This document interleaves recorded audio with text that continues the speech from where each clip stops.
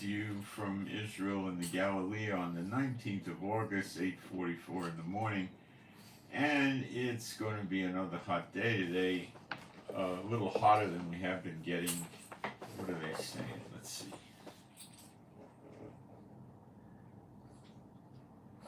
It's 81 already, high at 98. Yeah, that's pretty ugly. Tomorrow we go to 95, Wednesday the same, Thursday 96, then Friday we start dropping. According to their predictions, I hope it comes to pass. We start seeing 92 on Saturday and Sunday, and then 91 on Monday, and then 90 on Tuesday, then 92, and that's where it drops off. So they're predicting after a few more days of the heat, it should start winding down. Now that's very early for Israel, and I think the prayers I've been asking you to send up have been working, because my recollections in August is it frequently goes over 100, several degrees, like 103, 105, even 106, and we're not getting that. So I think your prayers are working. September starts to cool. Not a whole lot, but highs of the low 90s could kind of be like mid or late September, but it's going to happen early, it looks like, by the weather. So that's nice. So please pray for us. Pray for cooler weather. All right, so what are we going to cover today? I'm going to cover what's going on with the war. There's new information coming. There's a rumor that Pakistan gave missiles to Iran, but I have not confirmed it. And at this point, I'd say with about 80% certainty it's not true. Okay? Pakistan and Iran are not the best friends, so I don't think it's true. But I heard it, and you might hear it. I'm just telling you, I don't think it's true. Okay? I heard more people talking about the 70 dead soldiers on the beach of Yemen. Many were Israelis, some were mercenaries and stuff. And guys, we have heard not a thing about this in Israel. And if a lot of Israeli soldiers got killed in Yemen, we'd know about it. Okay? So disregard this. I don't believe it's true. You're going to keep getting a lot of false reports. People want clickbait. They want to get hits. Okay? So they make stuff up. Okay? And then somebody else sees it, and they're not careful, and then they make it up, and they carry it over, and then you get rumors. And there's a rumor that might be true that Russia gave Iskander missiles to Iran when they came and gave them missiles. Now, Iskander missiles are not really a short-range missile. They're not all that long-range either. Depending on how you configure it, it goes from 150 kilometers to 500, which is a max of 300 miles. But that would probably require a certain type of Iskander that Russia may not have given them. And it would require probably a reduced size warhead. In any event, there's no way in the world it's ever going to get near Israel with that kind of range. So these missiles tend to complicate an attack on Iran by America or Israel by air and by ship. It doesn't.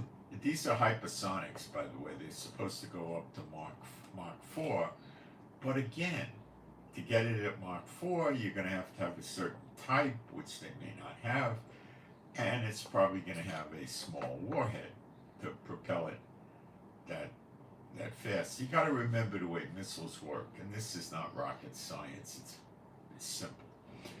You increase the warhead, you increase the weight of the missile. The weight of the missile goes up, it burns more fuel, and to make it go at high speeds, you need a bigger motor. A bigger motor increases the dimensions of the missile, more air resistance, and the weight, again, burns more fuel. So you see how it works. you know, it's like shooting pistol bullets. You know, if you increase the weight of the bullet, the velocity goes down. It's the same thing.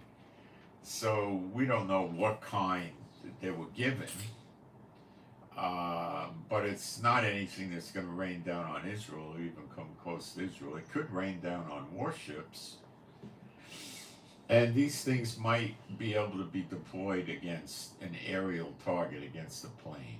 Okay. Again, it makes a problem. All right. The S-400 radar systems that they've given, that Russia gave to Iran, do not work on stealth planes. Period. Okay? That's it. All right?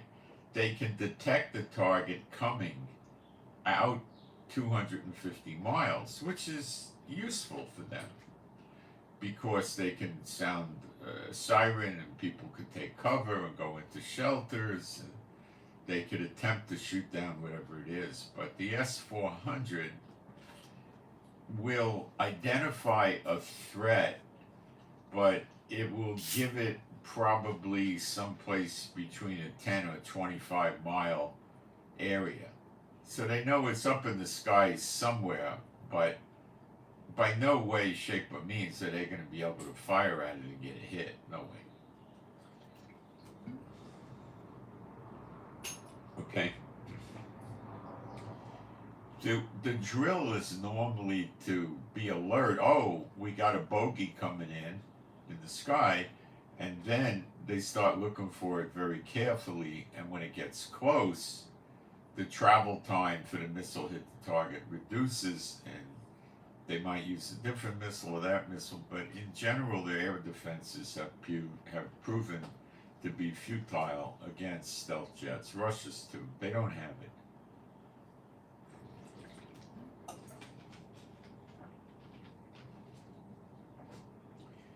It makes for complications because the F-15 could get tagged. The F-15 is a jet that Israel has that it uses because it carries extra fuel tanks and heavy amounts of rockets and bombs and missiles and all that. And it goes a long range, but it's not stealthy. They're hanging ordnance under the wings and under the fuselage, which means you ruin your stealth capability. So the drill would be to use F-35s with Israel, in the case of America, F-35s and F-22s, to disable the radar systems that Iran is running. Now, I do not believe by any stretch the S-400s could take down Israelis' F-35s, which are further engineered after we get them from America. They're further modified. No way. We've proven it in the past several times. The Raptors, the F-22 Raptor, is even better. And America has about 12 of those in the combat theater here on the ground. So they would likely be the ones to take out the radar. So Iran does not have a terribly great amount of defenses against Israel and or America and or the UK and other countries that join in that are in NATO. The NATO fighters, the French Typhoons, they're going to get in. Okay? And it might be that America opens up the door and Israel too with their stealth jets, and then they come in and bomb. You know, the old, USSR era ground-to-air, missiles, they're harassments, that's all. They're not going to do much. Okay? So, there's a lot of talk about what Iran's up to, but rest assured they're feared. They're fearful. Now, I keep hearing this all over the place, that America has moved almost 1/3 of its Navy to the Middle East. This is sheer nonsense. There's maybe 25 to 30 American warships here, maybe less. Okay? Probably no more than 20. And they're having some coming over here, so maybe it'll bump up to 25 to 30 when they arrive. Okay? Like the Abraham Lincoln aircraft carrier group is coming with 3 destroyers. So that might bring it up by 4, and there might be some over there in Greece and Cyprus, but, it's 30 or less. America, all being taken into account with its Navy, has 475 ships. The people that are telling you this don't really understand what's going on. They're telling you a third of the Navy, and then they're putting up pictures and the names of the warships and where they're located, and it's nonsense. So don't think that the mobilization is anywhere near that big, okay? Of course it's not, all right? So we're going to discuss why Iran is delaying and what might really happen, okay? We're going to talk about Hezbollah, Hamas, the ceasefire, Yemen, and then I'm going to go into Bible prophecy, and I'm going to show you plain as day in a way you will not be able to not understand it or think I'm making it up or think I'm far-fetched. I'm going to spell it out here, read you the scriptures crystal clear that show you the 2 witnesses will shut down this war currently being waged against Israel, which is not Gog and Magog. Gog and Magog reads, Israel's living in peace and rest without bars and walls. You think that's Israel today? You have rocks in your head. Okay? There's no sign of peace, guys. Nothing. All right, we'll cover all that. All right? So it'll be a good broadcast. You'll get a lot of intel and you'll get a lot of Bible prophecy to show what's really going on. All right? And right now what I'm going to do is jump into the live stream and make sure we have sound and picture. And we have sound and picture. And I'm going to put a couple of quick posts up in the chat. Bread or cooked bread. My wife makes me bread, if that's where you're headed with this, I don't know. Okay, I'm going to put some very fast posts up in the chat while we wait for people to come in, and that's only fair.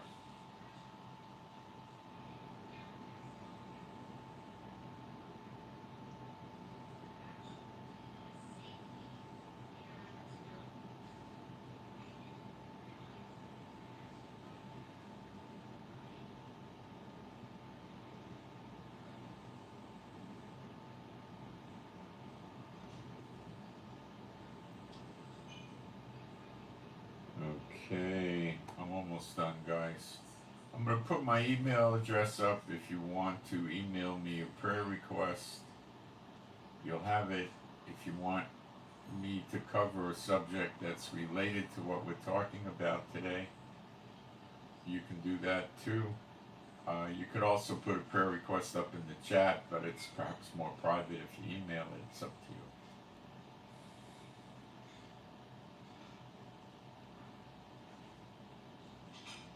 If you notice, very few of these internet sites ever give you an email address because they're not really interested in having correspondence.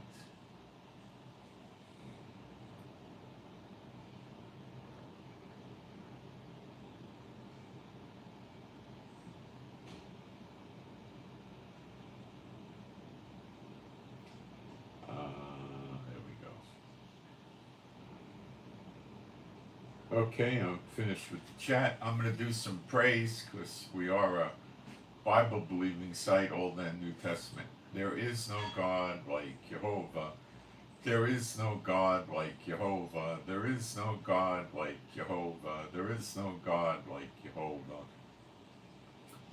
There is no God like Jehovah. There is no God like Jehovah. There is no God like Jehovah. There is no Messiah like Yeshua. There is no Messiah like Yeshua. There is no Messiah like Yeshua. There is no Messiah like Yeshua. There is no Messiah like Yeshua. There is no Messiah like Yeshua. There is no Messiah like Yeshua.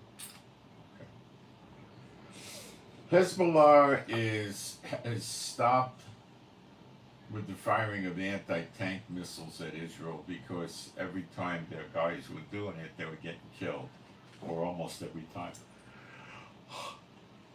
That's pretty much fallen off a cliff.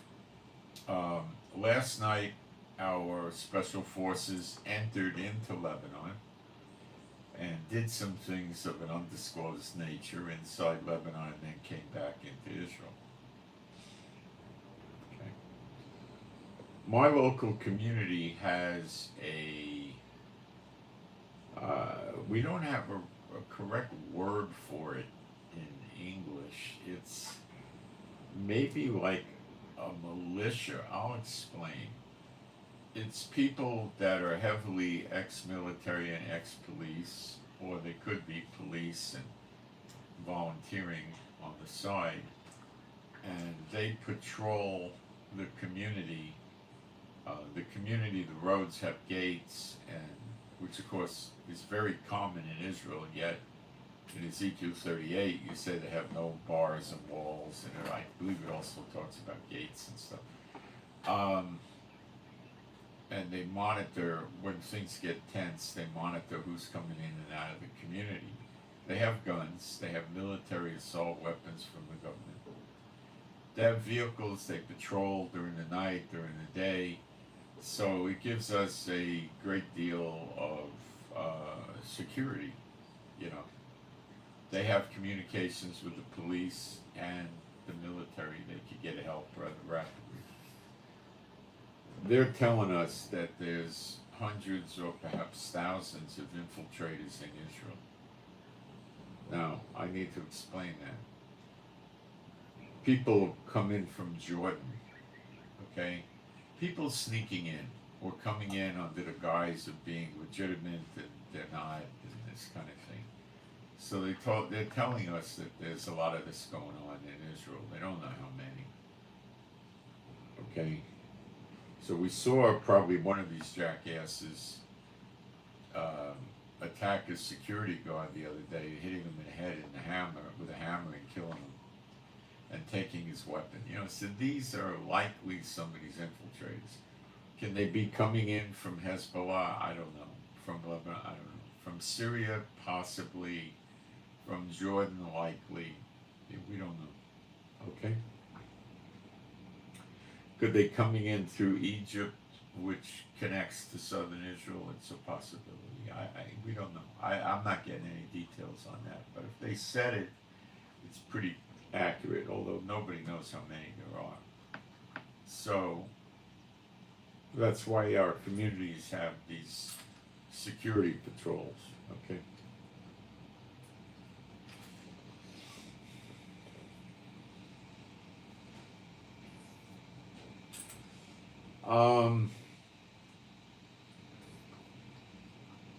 Israel is constantly whittling down Hezbollah piece by piece every day, getting it ready for an attack.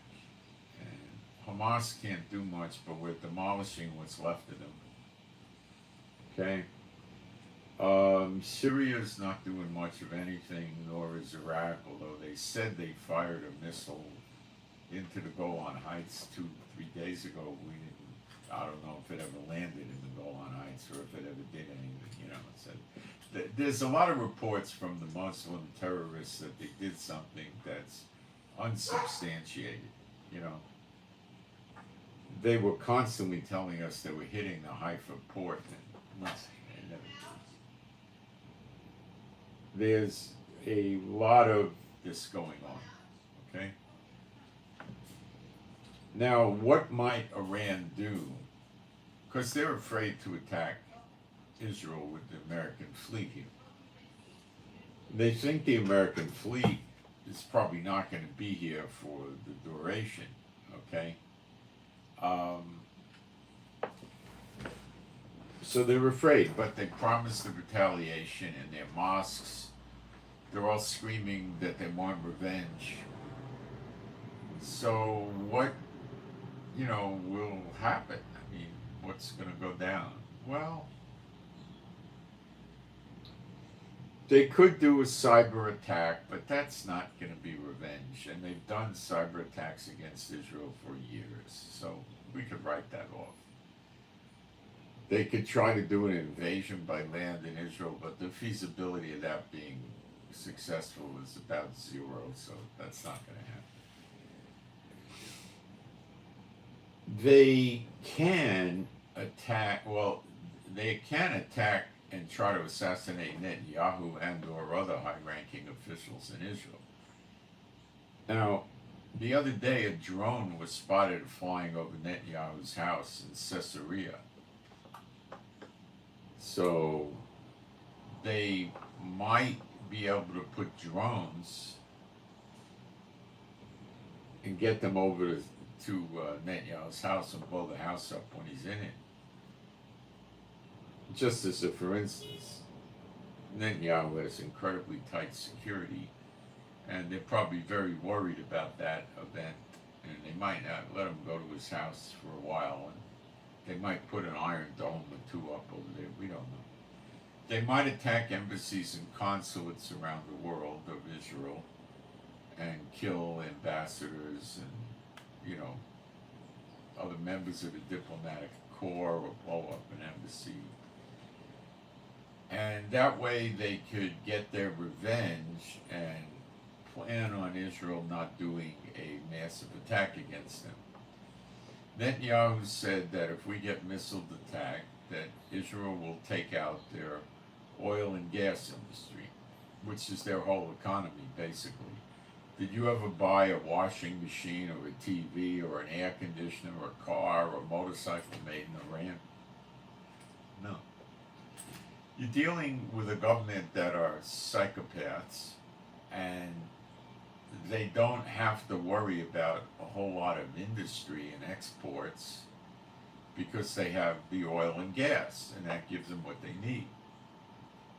Okay?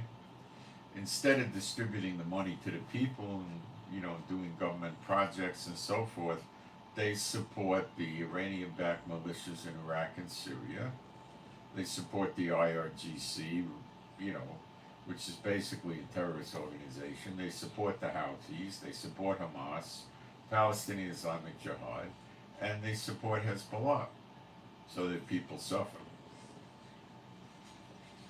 while they wage war. Okay?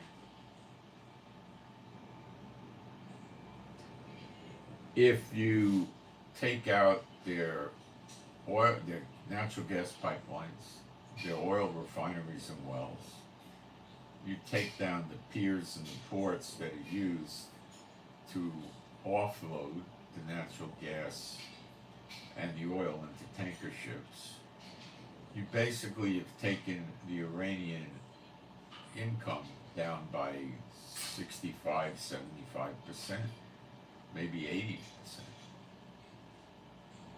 And now, how do they go around and support their terrorist satellites? They don't.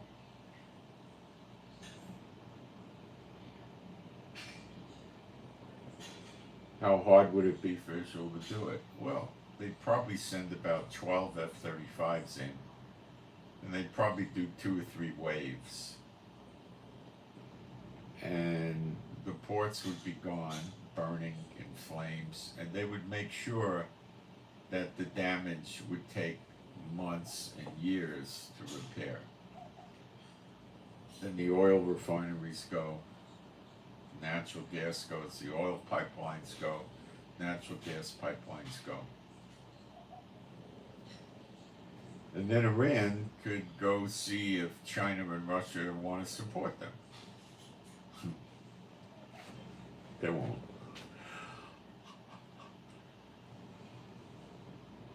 So don't think that Iran's sitting around there cooking up some great devious plot to catch Israel off guard and destroy Israel. They are scared to death. Okay? Bible prophecy tells us in Jeremiah 49 that Iran will be destroyed by her enemies so bad all the people in Iran leave the country. Now, that's in Jeremiah 49, the last 6 or 8 verses or something like that. And the name of the nation used is Elam, E-L-A-M in the Hebrew. Now, Elam consists in the past of southwestern Iran, parts of Iraq, and parts of Syria. Now, when you have, you can't just destroy a part of Iraq or a part of Syria or a part of Iran without getting the whole place. So all three of them go, and they're all involved against Israel, so it makes perfect sense. Okay? Iran has been bringing missiles to Sudan, which is on the Red Sea, north of where Yemen is, and Russia's been building a base there, so obviously they intend to close the Red Sea with Sudan if the Houthis are deactivated. And that's not making America and Europe and other countries very happy. So Iran is on the endangered species list, and they're about to go down memory lane. That's Bible prophecy. Okay? What happens to Elam in Jeremiah 49 never happened. And what happens right after Jeremiah 49? Well, Jeremiah 50, which is the destruction of the daughter of Babylon. Now, I told you yesterday that a Air Force base in Texas was attacked by a bunch of gunmen firing at the security guards at a gate at about 2:15 in the morning. And they all got away, car and all. And then they came back at 4:30 and did it again. Now, I want to explain something to you. You know about the problem with the sleeper agents in America. Trump says there's 20 million illegals that entered America illegally. Some, of course, filed for asylum, making them legal under the laws of America. And they could remain there until they have their court hearing date, which I understand the date's given out, go out to 2032. Now they may be going out further. Biden has never stopped the flow of illegal immigrants. Various states are giving them the right to vote, so that will help Kamala in the election. Which is important to Biden and the Democrats. And 70% of these people are military-aged males. Sleeper agents. Now, Chinese are there, I'm sure Russians are there, North Koreans are there, and Muslim terrorists from the terrorist organizations are there, and probably Iran as well. Now, a Chinese or a Russian or a North Korean military guy, a sleeper agent, would never do a harebrained stunt like attack an Air Force base security guard post at a gate at 2:15 in the morning and then come back and do it again at 4:30. This was a probe to see how hard it was, to see how they responded, things like this. Okay? Now, to go back and do it again at 4:30 would only be a Muslim terrorist mentality. Because they don't care about being killed, they become martyrs, they go to paradise, they get their virgins. It's the only ones that would do that.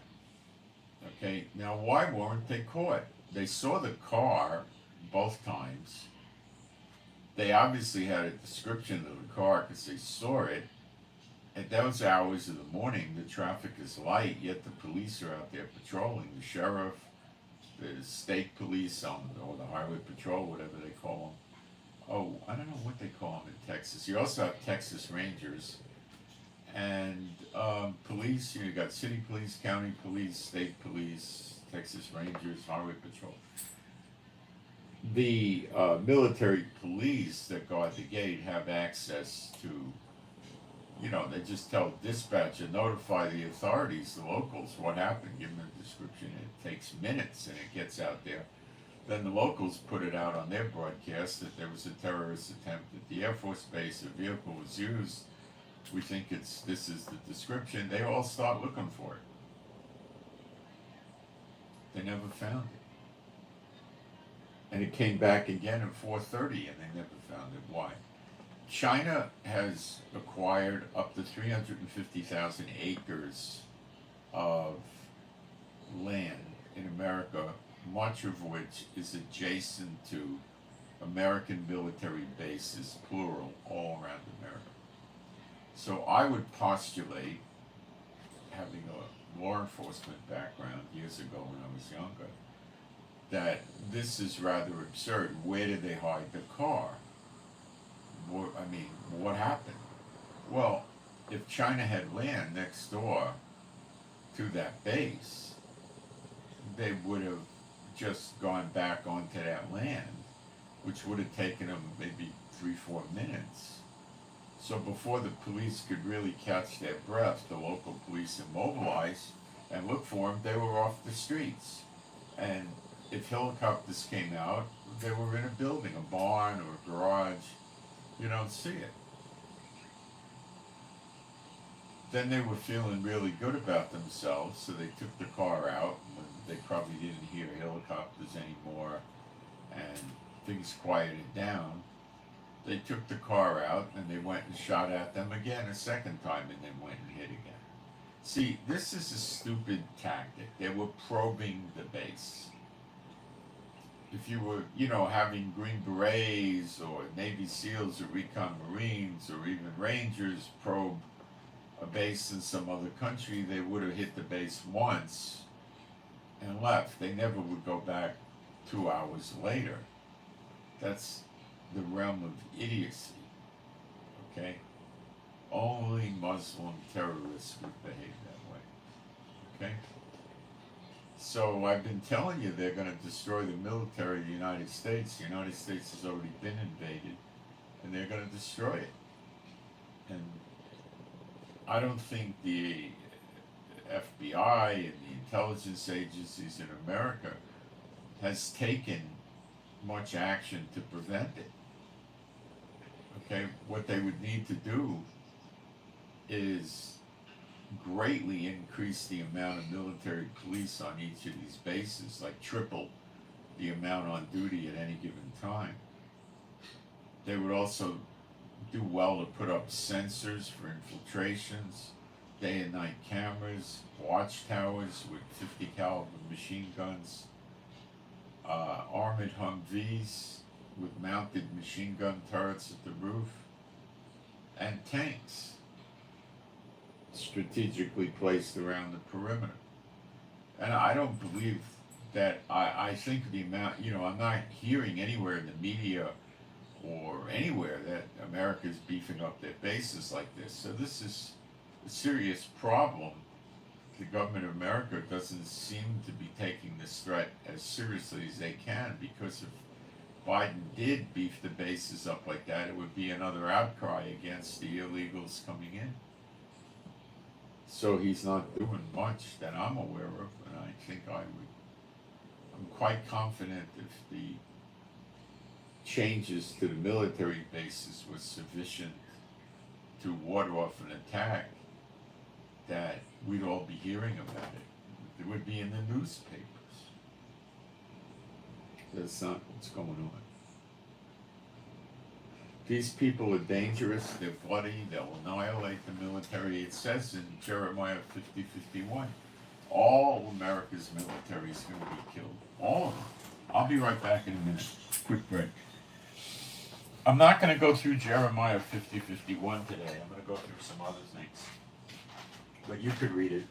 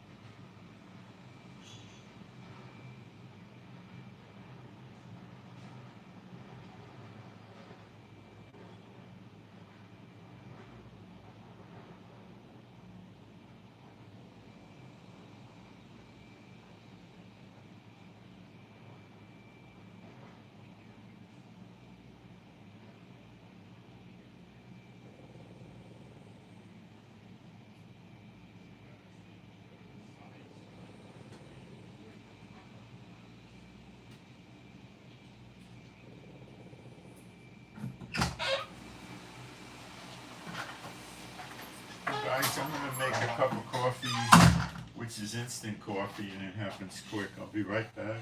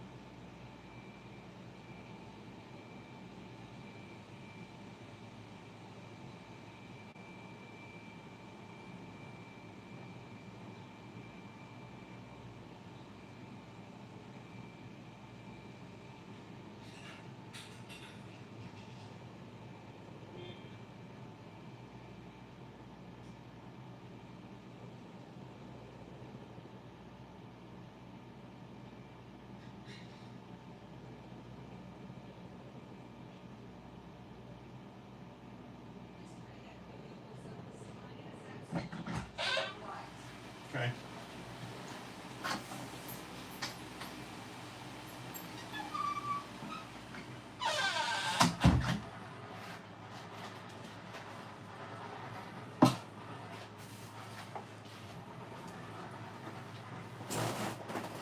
There, sorry about that. I felt like I needed a cup of coffee again. Okay, there is no sign of a ceasefire going through. Hamas is the subject of the ceasefire and they're rejecting everything. Biden amended it, they rejected it. The only thing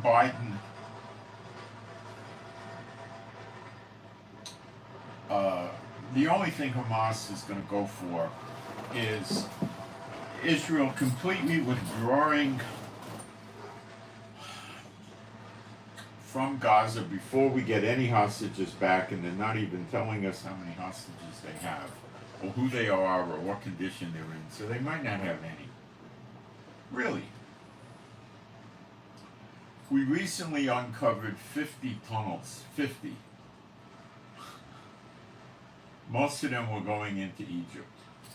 These were open tunnels in Egypt. You could walk by and see the opening in Egypt. Netanyahu has continually been using Egypt to negotiate with Hamas. Qatar was housing the heads, I think they still are, of Hamas when the war was going on. And they were directing the war from Qatar, and Netanyahu uses Qatar to negotiate with Hamas.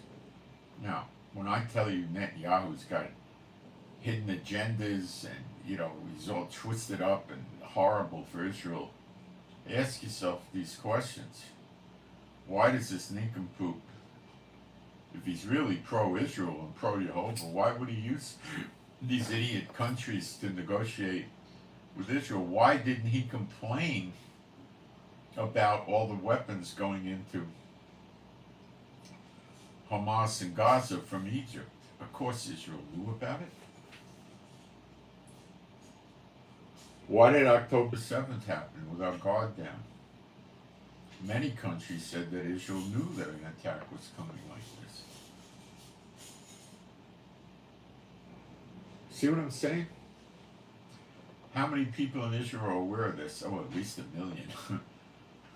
That's why they're demonstrating to get rid of them. America's role in this is to get Iran. Iran's a threat to America because it could attack, it could control the oil and dominate the Middle East and break the back of Europe and America and other countries around the world. So that's what America's up to. Okay? And I believe there will be an attack on Iran. And Biden doesn't mind Israel getting busted up along the way because it will push Israel closer and closer to throwing their hands up in the air and saying, okay, we'll give you the West Bank back. Stop the wars already. See?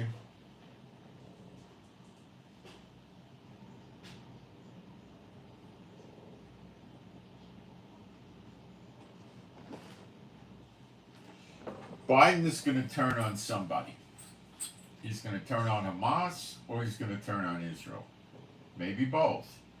Blinken got over here yesterday and, I wrote on my Telegram, oy vey, all Blinken's going to do, Hamas won't talk to America. He's going to pressure, Netanyahu.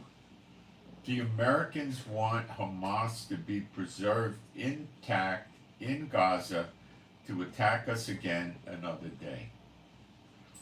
All the negotiations, everything is running in that direction.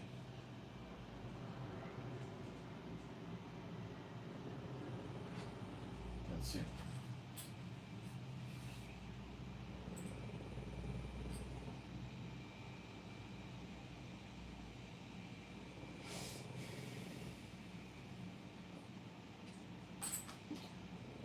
All right, that's what's Russia and Ukraine. Russia says he's going to. Hey, Yeah. you've got the window shut and the AC's not on. Is there a reason? I turned it on. It probably didn't catch. The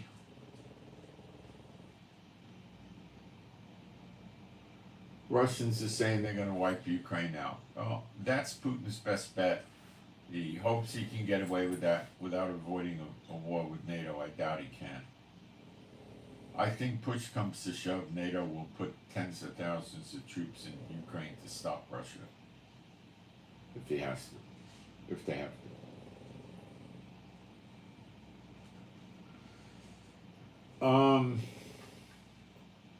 All right, let me see if we're getting any questions in the chat.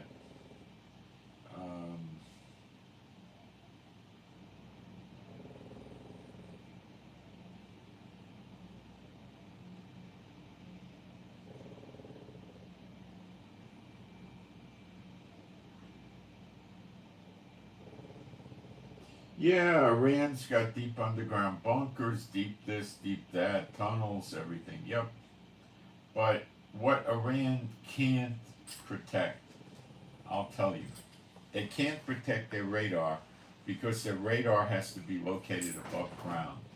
These are big dome things, 25, 50 feet wide. They take massive amounts of electricity and they are huge, okay? They can't be underground. And they don't have defenses to stop a stealth jet. So they're sitting ducks, the radar. Oil refineries cannot be put underground. Oil wells cannot be put underground. Pipelines generally are above ground. Okay? For oil and natural gas. Piers and ports are exposed. They have no anti-aircraft systems to defend against Israel or America or the other countries in NATO that have stealth jets. So Iran could have all the underground facilities they want, but they better start growing a lot more pistachio nuts if they want to have an economy after Israel in one day or 2 days wipes them out. Israel may run ops into Iran, you know, bombing runs 2-3 tons a day for a week.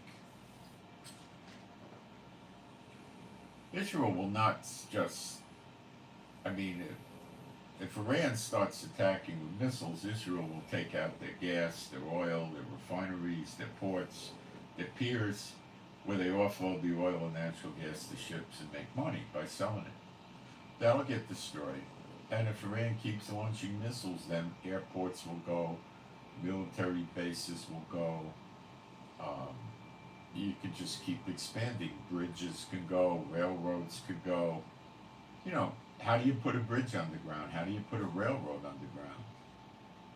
I don't mean a subway, an urban transport system. I mean a real railroad, right? You can't. What's next?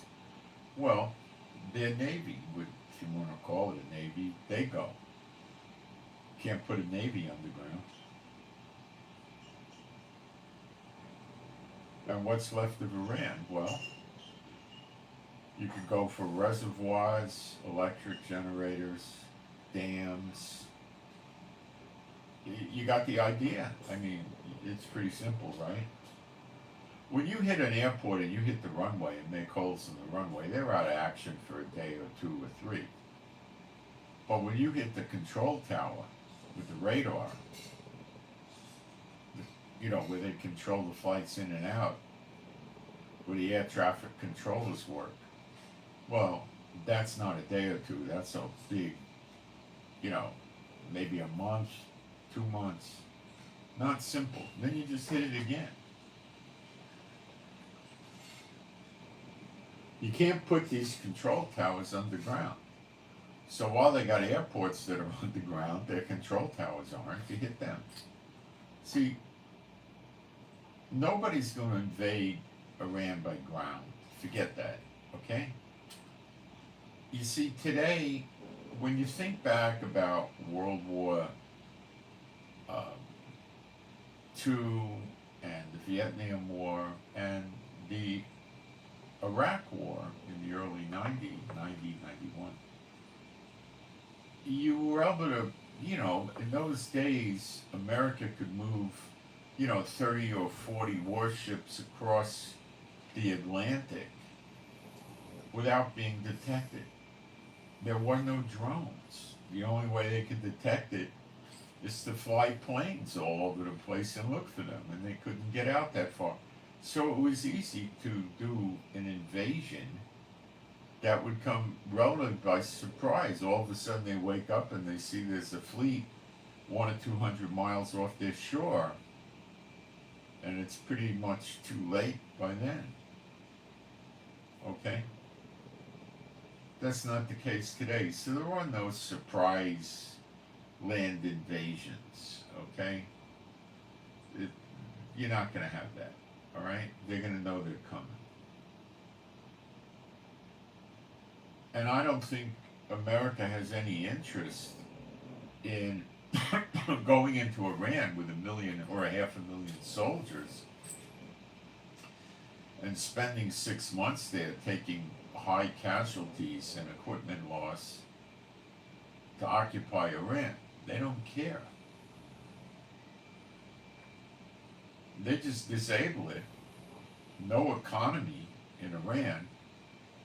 How long do you think it would take for a revolution which the CIA, MI6, and other countries would wholeheartedly support and overthrow the government? Not long.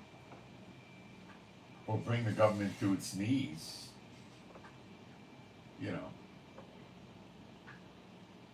Then they're going to have to, you got to get a regime change, though. You can't have a non-regime change. So this is what Bible prophecy tells us. Elam's enemies will destroy her sufficiently where the people are going to leave and go scatter amongst the world. And then the Lord says he's going to send the sword after them. Like what happened to Israel when Israel scattered and the sword was sent after them. The same is going to happen to Iran.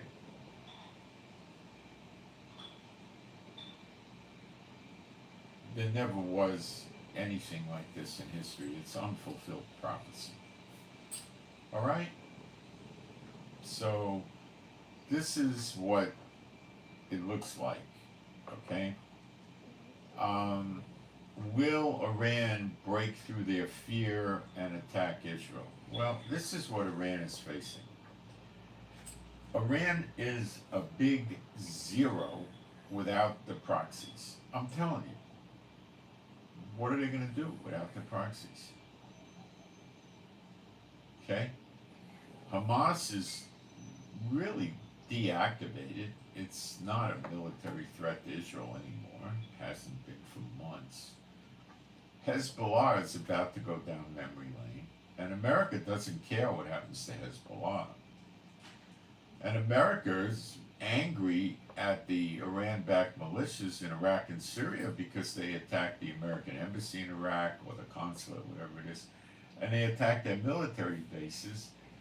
And the Syrian regular government has taken back control of the oil in northeastern Syria, away from where the Americans were stationed there, dominating it. And America does go to a war for oil. And then we can get into BRICS, which Iran and Russia and China are part of, trying to do away with the dollar being used for international commerce, like oil and stuff like that.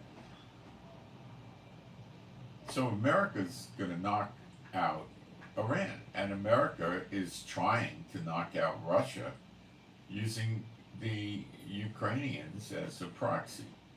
NATO too. And America is in a way trying to knock out Iran and these. See, the best way to do it is take out the Iranian proxies first before you hit Iran. The Houthis don't really present any type of a viable threat to Israel. They are a viable threat to shipping, and they have punished the world with their ship attacks, causing most shipping to not go through the Red Sea. When you get to the Red Sea near the Mediterranean, you hit the Suez Canal, and Egypt shows up with their hand out as a toll taker, and you got to pay revenue to Egypt, which is a substantial part of Egypt's money. And they're not getting that money now because ships aren't going through the Red Sea and the Suez Canal, they're going around the bottom of Africa. That increases the time, the boat's tied up longer, the price of the boat now goes up for shipping. The fuel costs, there's additional fuel, the crew, it's causing inflation, price rises.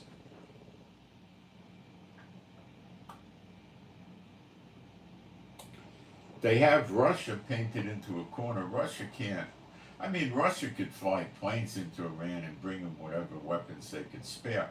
Now Russia is using North Korean missiles. Russia needs a lot more raw military equipment than it has.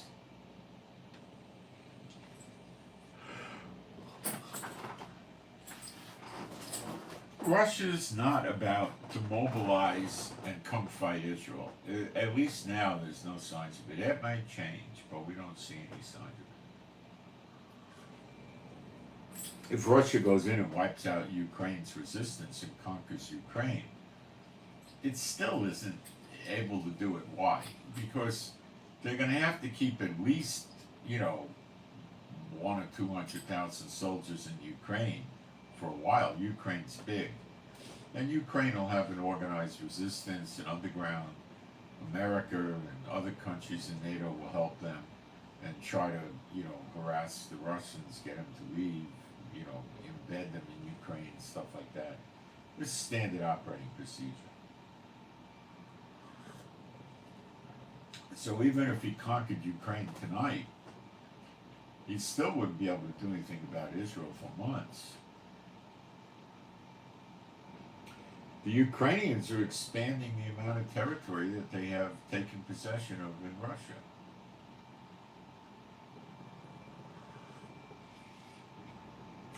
Putin's in no position to fight a war in the Middle East. The chances of America and NATO getting into the fight if Russia starts fighting shoulder to shoulder with Iran is extremely high. Then Putin can't take that chance because they could just use that as an excuse to attack Mother Russia.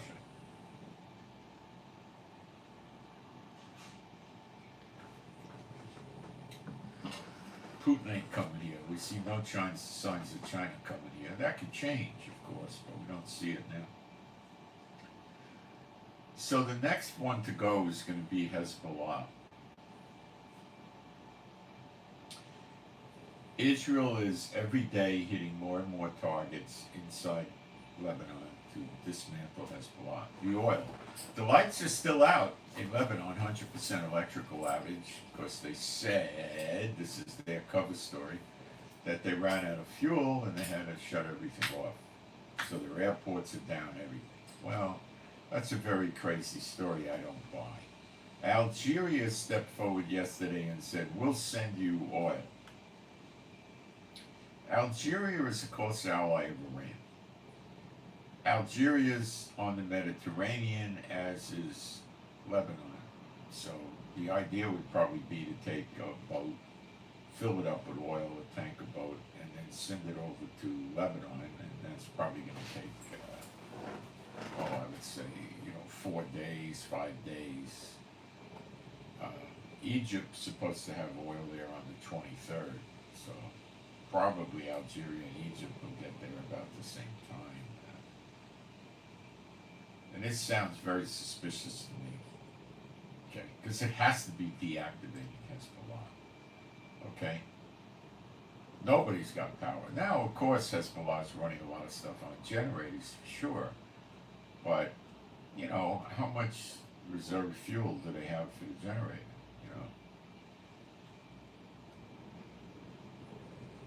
I don't know. I'm pretty sure Israel is a good idea. So you take out Hezbollah, the British and the Americans keep bombing various sites in Yemen, and they haven't been taking down ships lately, so they're probably being pretty effective in taking out their radar and their missile launchers, and they'll keep it up. And then comes the Iran-backed militias in Iraq and Syria, which probably America will deal with, because they keep attacking their bases and threatening them. Now, if Iran sits still for it, so be it, but Iran won't. And then that's it for Iran.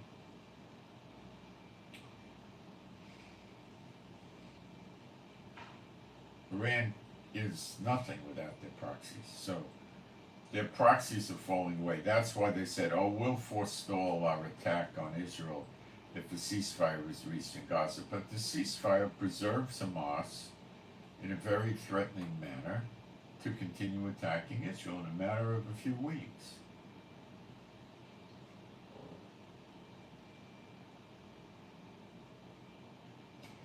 Biden is going to bear down on somebody, probably Israel. But if Netanyahu makes a stupid deal to withdraw completely from Gaza, there will be a vote of no confidence against Netanyahu immediately, like that day or the next day.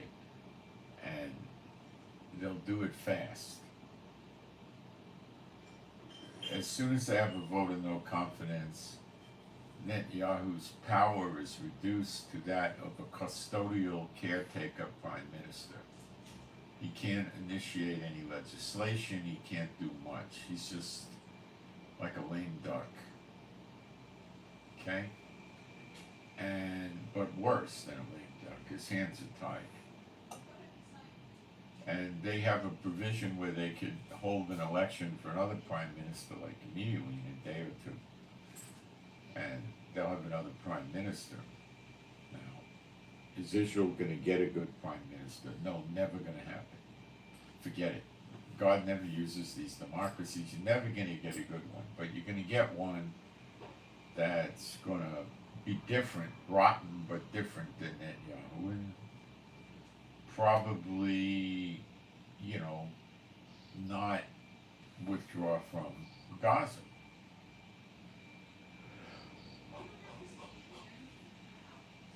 Eventually, Biden may get very mad.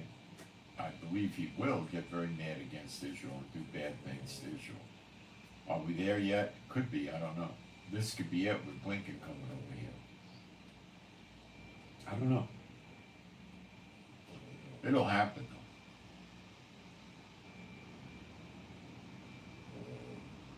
though. Alright. Let me check my notes and jump into the chat real quick.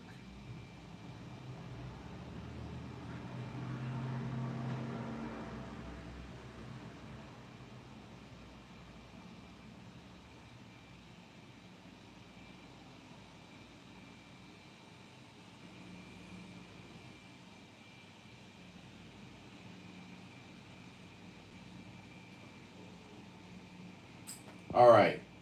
Now, where is this war in prophecy? It's not Gog and Magog. Where is it? It's in Zechariah 12. Now, some of you that have been with me for years know this, but we have to understand there's people that don't know these things, and we have to be spreading the truth of the Bible to them too.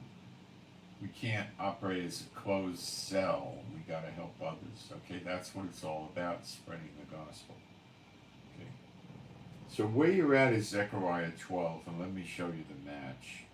Before we go there, I want to read Psalm 14. A psalm of David. The fool hath said in his heart, there is no God, they are corrupt, they have done abominable works, there is none that doeth good. Jehovah looketh down from heaven upon the children of men, to see if there were any that did understand and speak and seek God.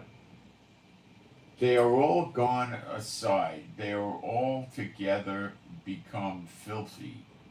There is none that doeth good, no, not one. Have all the workers of lawlessness no knowledge, who eat my people as they eat bread, and call not upon Jehovah. Those are the Satan bots running Israel. There were they in great fear, for God is in the generation of the righteous. You have shamed the counsel of the poor, because Jehovah is his refuge, the refuge of the poor. Oh, that the salvation of Israel were come out of Zion, when Jehovah bringeth back the captivity of his people, Jacob shall rejoice. That's all of Israel, Jacob.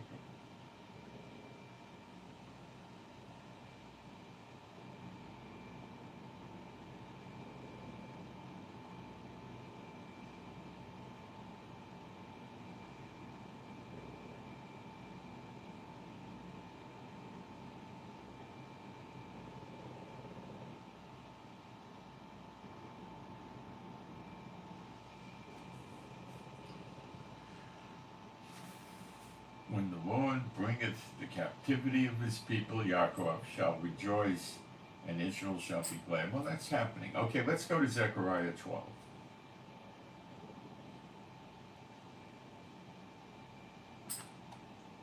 The burden of the word of the Lord of Jehovah for Israel, saith Jehovah, which stretcheth forth the heavens, and layeth the foundations of the earth, and formeth the spirit of man within him. Now, I'm going to really lay this out to you in fine detail and make it easy steezy to understand. Behold, I will make Jerusalem a cup of trembling unto all the people round about. So the trembling is the shaking out of fear to the people round about. It doesn't specifically mean Israel, the Israelis. When they shall be in the siege both against Judah and against Jerusalem. A siege is not an invasion. A siege means you surround the place with your military and you shoot into it. You shoot. In the old days, they shot arrows into it, fire arrows sometimes. They shot catapults with fireballs made out of tar and grass, I guess, and sometimes rocks. The analogy today is missiles and rockets going in and drones, and that's what's happening today. We're being sieged in the north with Lebanon, in the southeast with Gaza, from the south with the Houthis, from the east with Iraq and Syria, and also from the northeast, Iran. Are we not? Of course we are. And there's fighting in the West Bank. The West Bank is really another front. And that's the east. And in that day will I make Jerusalem a burdensome stone for all people. All that burden themselves with it shall be cut in pieces. Though all the people of the earth gathered, well, it's all the people. It doesn't say people, it says goyim, the heathen of the earth. It can mean the earth, it can mean the land of Israel, it can mean greater Israel, which is where these Muslim terrorists are living, and it could also mean the earth. Be gathered together against it. Well, I don't think we're in the fullness of it yet, but we're well on our way.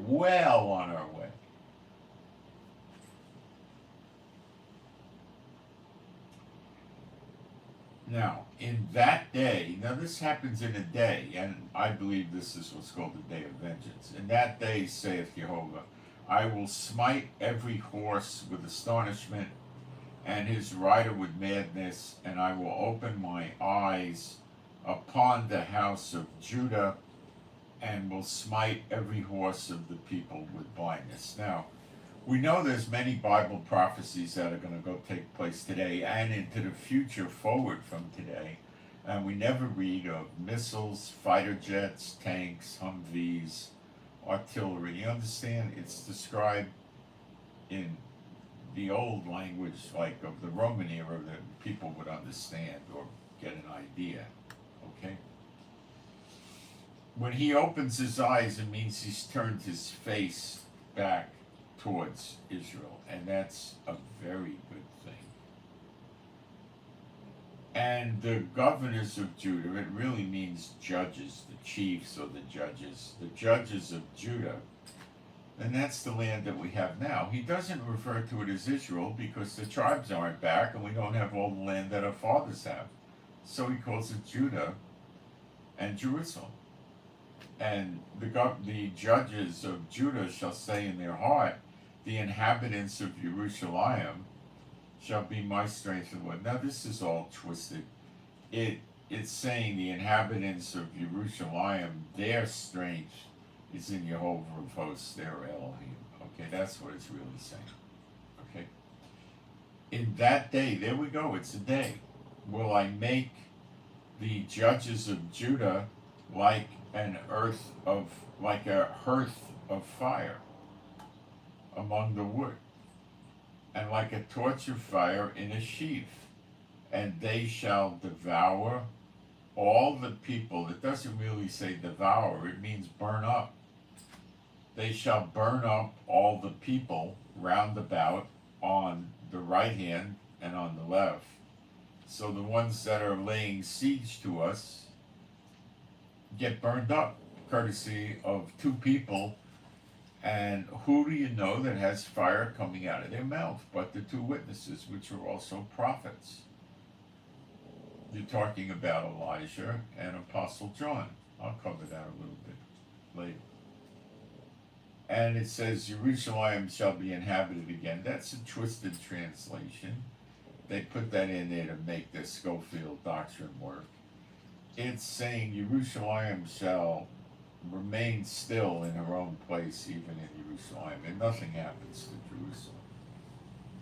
Okay. Unlike Gog and Magog, which is found in Zechariah 14, the great day of the Lord, the great falling away, where half of Jerusalem goes into captivity. Yeah, that'll come in the future, but it's quite a ways down the road. Jehovah also shall save the tents of Judah first, that the glory of the house of David and the glory of the inhabitants of Jerusalem do not magnify themselves against Judah. So if you don't think that's the two witnesses, who the heck do you think it is? Trump and Putin or something? Who do you think it is?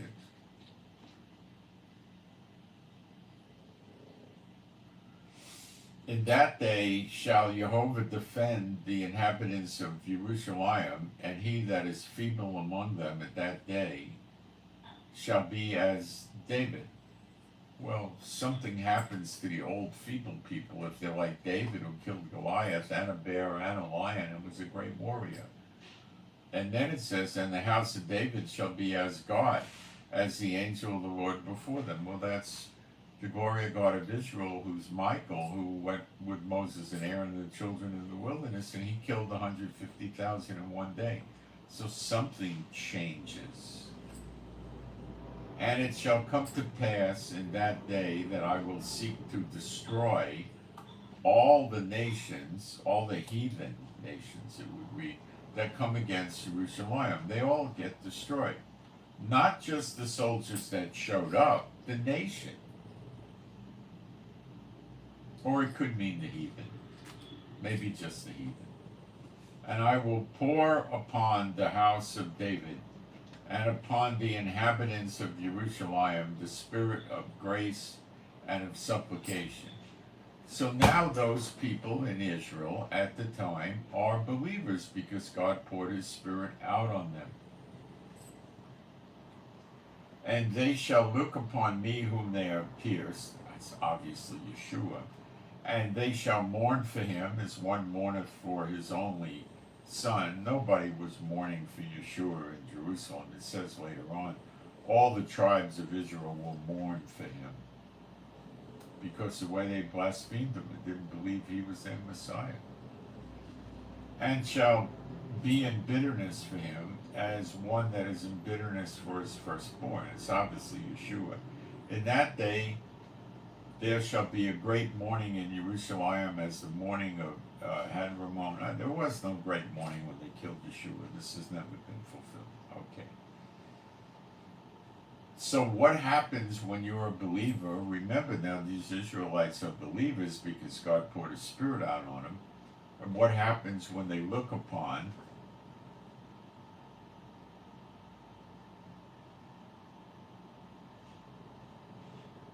it says, they shall look upon me, which is Yeshua, the Word made flesh. It says me. It's obviously Yeshua whom they pierced.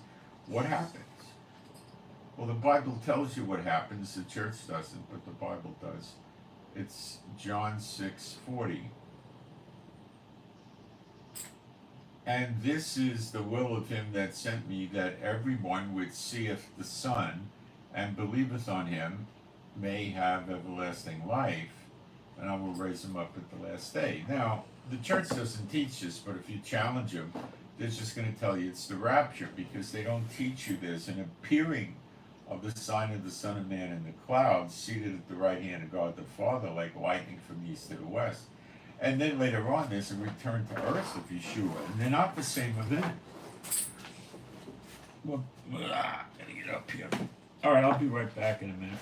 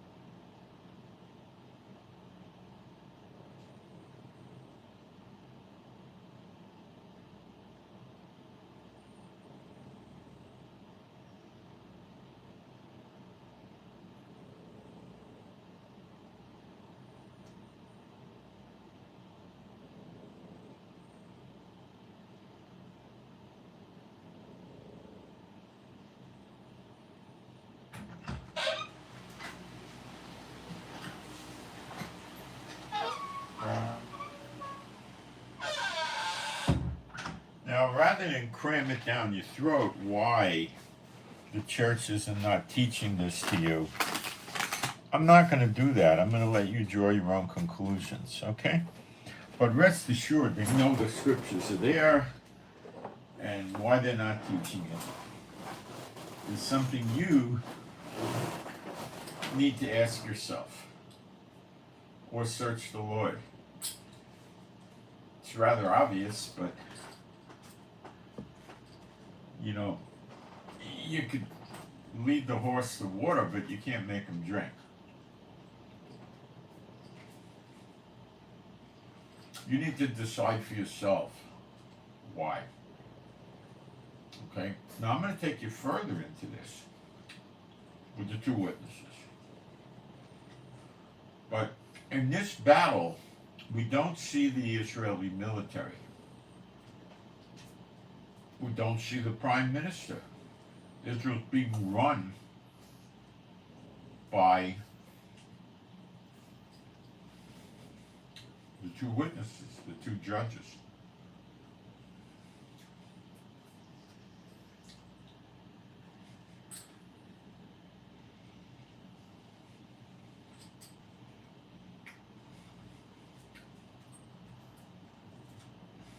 These weapons in the military of Israel, it's not of the Lord.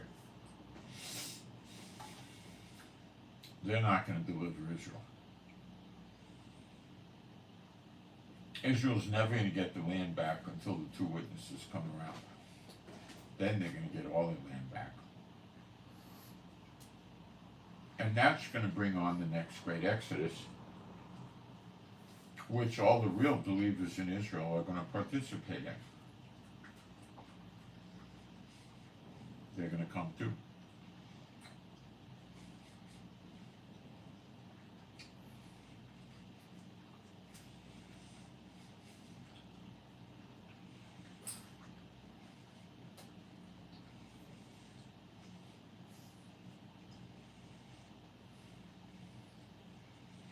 With the 10 tribes and Judah and Levi also, they're all going to come. And you read that in Jeremiah 50:51. When they come, Same time America, the daughter of Babylon's being destroyed. And they're not going to come until after Zechariah 12 is over. So the next great exodus is at the doors.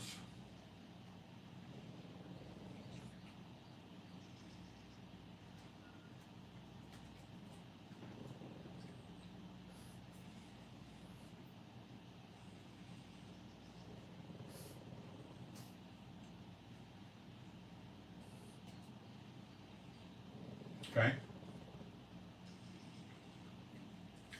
Why are they not teaching you this?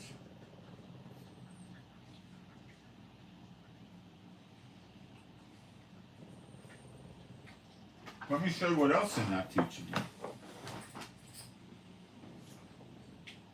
Jeremiah 30 is Jacob's trouble, which is Zechariah 12. Because it says, great is Jacob's trouble, but he shall be saved out of it. Jeremiah 31. The word that came to Jeremiah from Jehovah, I gotta turn my intensity down on the brightness here for a second.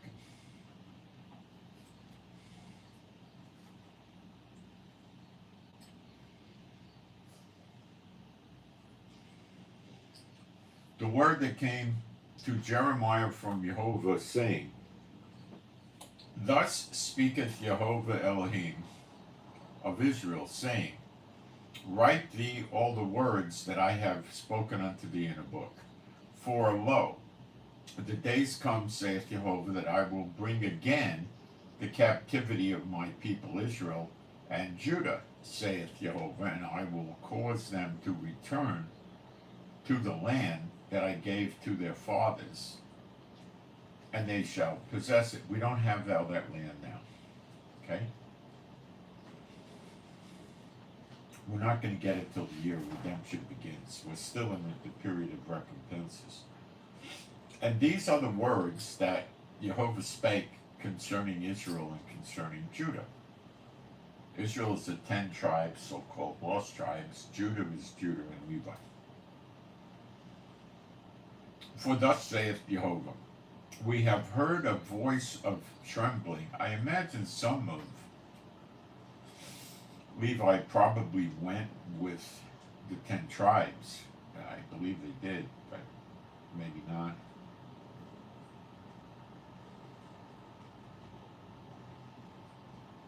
For thus saith Jehovah, we have heard a voice of trembling, of fear, and not of peace. So forget the God coming and making a peace treaty.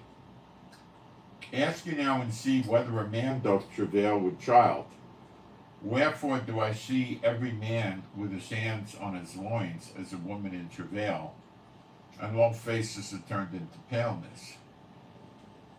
This is, maybe it's the people surrounding Israel, it's not the Israelites. Alas, for that day is great, so that none is like it. It is even the time of Jacob's trouble, but he shall be saved out of it. This ain't Gog and Magog. Gog and Magog, the women get raped, there's a lot of bloodshed, the houses are looted, half of Jerusalem goes into captivity. That's not getting saved out of it.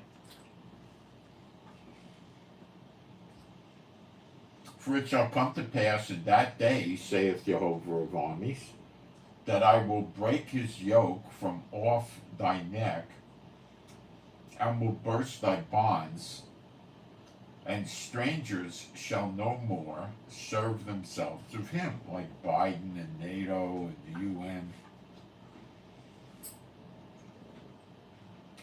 And that Yahweh has a yoke around their neck too.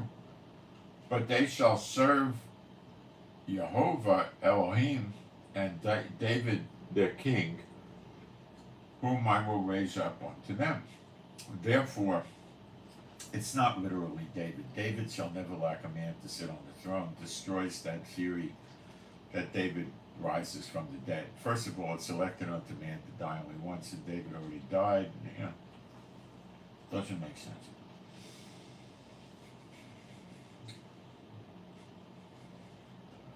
Be dismayed, O Israel, for I will save thee from afar. That's the next great Exodus. And thy seed from the land of their captivity, and Yaakov shall return. That's all 12 tribes. Jacob, Yaakov, was the father of the 12 sons that the tribes are named after. He didn't name any tribe after a girl. And shall be in rest, and be quiet, and none shall make him afraid. Well, because we see the sign of the Son of Man in the clouds, and we have everlasting life. We become like young again. It says you will run and not get tired. My people's days will be like that of a tree. The child shall die at 100. You don't have immortality, you just have a very long-lasting life, like before the flood, only much longer. For I am with thee, saith Jehovah, to save thee. Though I make a full end of all nations, whither I have scattered thee, yet will I not make a full end of thee. I will correct thee in measure, and will not leave thee altogether unpunished. So he's not going to wipe everybody out, although the bad ones do go. It says he's going to make a full end of all the nations. Now that word is goyim, that he has scattered us into. Now,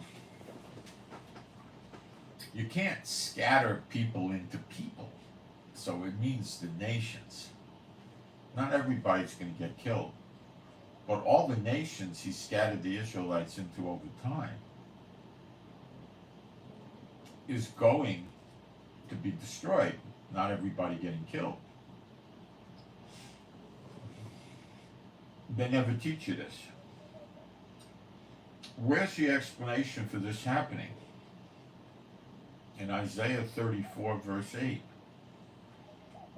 For it is the day of the Lord's vengeance. That's the same the day, that day in Zechariah 12. And the year of recompenses. It's not an actual 360-day year, which would be Shana. It's Shanat. It's a period of time, probably in the vicinity of a year, because we're not going to know the day or the hour he appears.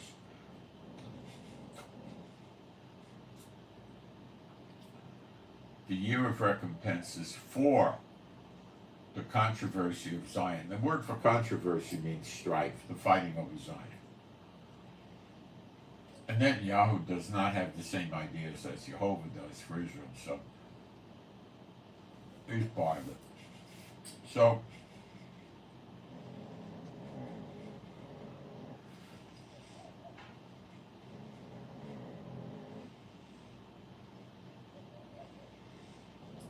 there's over 100 nations that he scattered the Israelites into.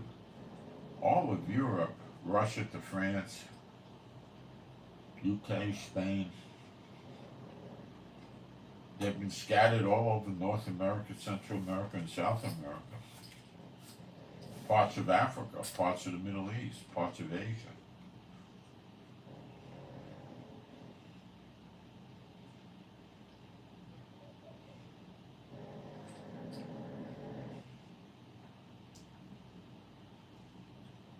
Is it likely that these nations will join in the siege? Yeah.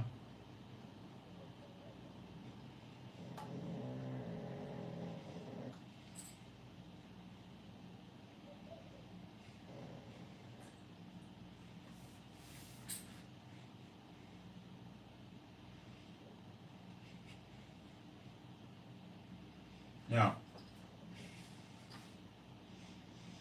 to get a better look at this, we got to go to Malachi 3.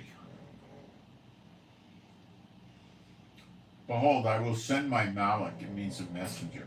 That's really, it's not, the name of the book is not Malachi, it's Malach. And he shall prepare the way before me. This is Elijah. John the Baptist had the spirit of Elijah. This is Elijah.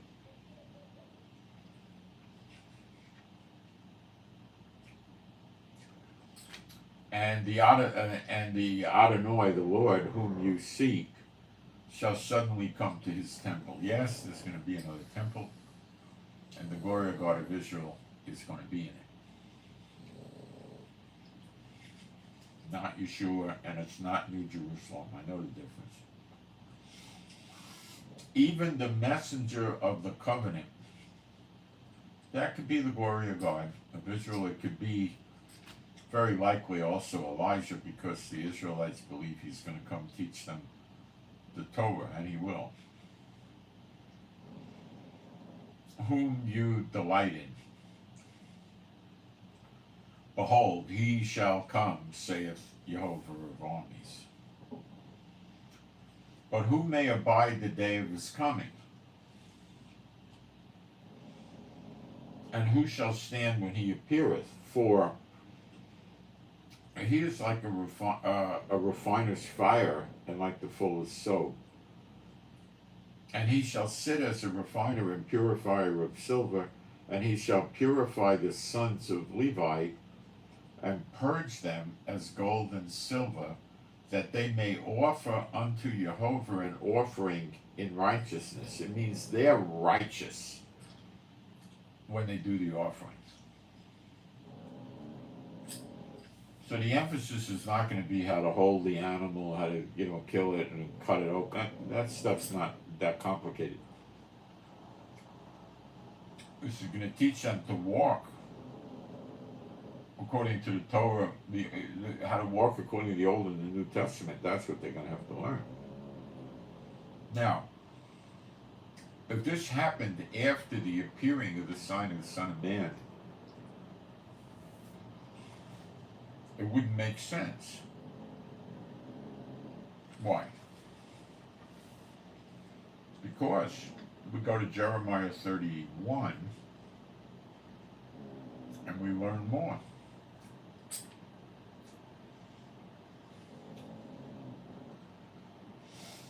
At the same time as Jeremiah 30, which is Jacob's trouble when all the nations get destroyed, at the same time, saith Jehovah, will I be the Elohim, the God of all the families, all the tribes.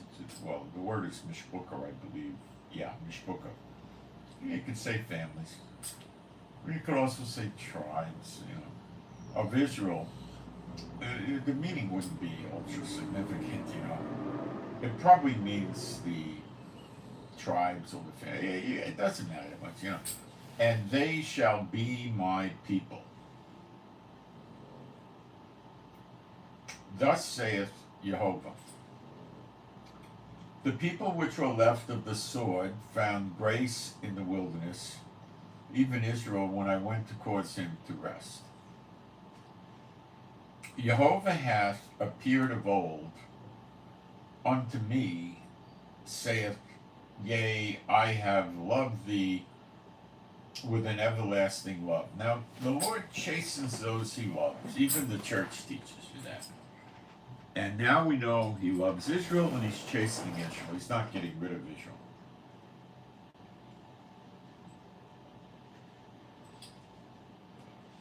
Therefore, with loving kindness have I drawn thee.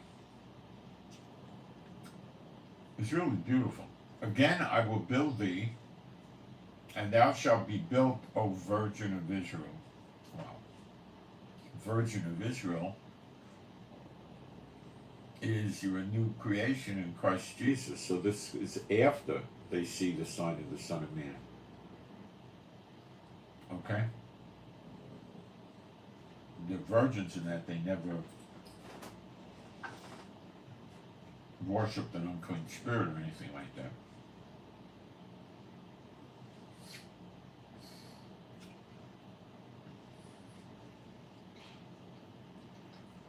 Is this referencing the 144,000?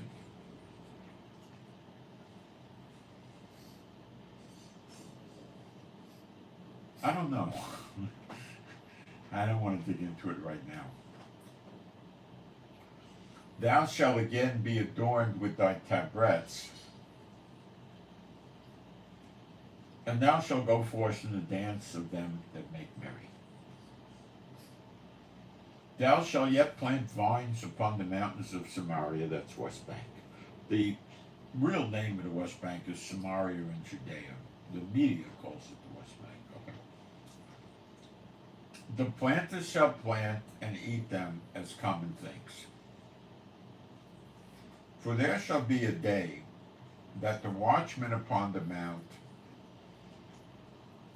Ephraim, I believe that's the West Bank too, shall cry, Arise, and let us go up to Zion, unto Jehovah Elohim.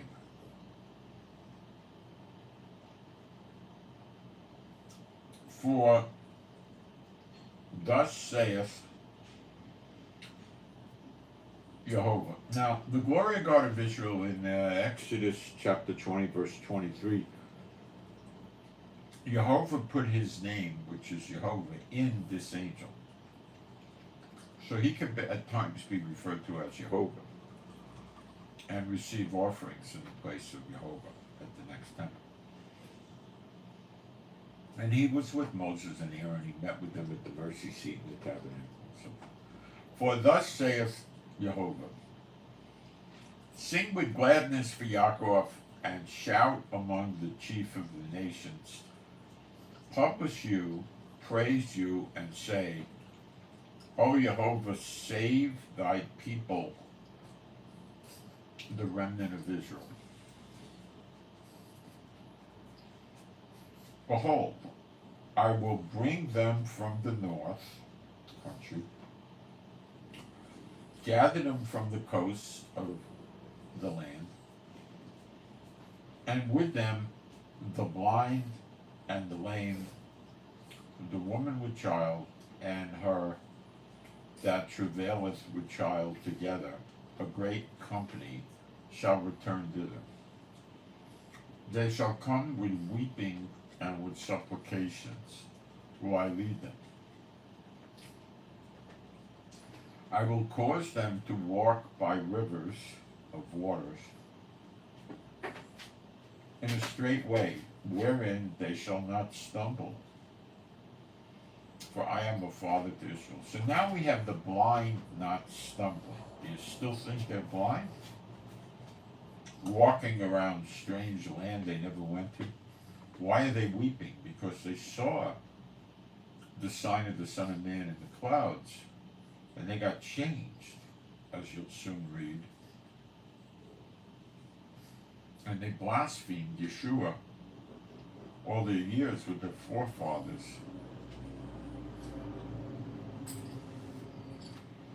And they're ashamed. That's why they're crying. And plus God's shedding his love on them.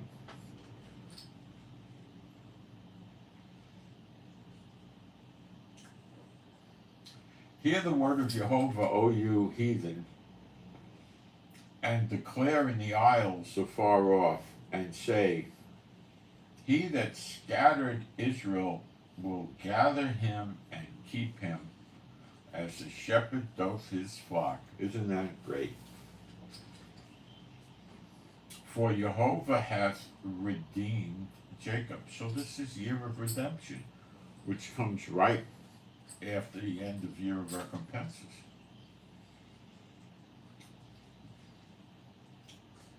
Which has been running for a little over a year. Remember, it's not an exact year, it's a Shana, not a Shana. When you use Strong's numbers, you gotta understand that Strong gives the same number to words that are different in the Hebrew. But it ain't that good. For Jehovah hath redeemed Yaakov and ransomed him from the hand of him that was stronger than he. That's the nations. Jehovah gets us out. How? He does it in a way you know it's Jehovah. How? But they're witnesses. Do you know what kind of fire must be coming out of their mouth to burn up hundreds of thousands or millions of people? And it might be lightning. It may not be just fire. It might be a lightning bolt that then turns into fire. I'm not sure on that. The word leaves the door open for that. but the lightning would result in fire. Therefore they shall come and sing in the height of Zion. That's the mountain that's not there yet, that the temple goes on, but it'll be there shortly. God will do it. And shall flow together to the goodness of Jehovah. See, we're going to see his goodness. The 2,000 years of punishment in Hosea 6:1 and 2 are closing.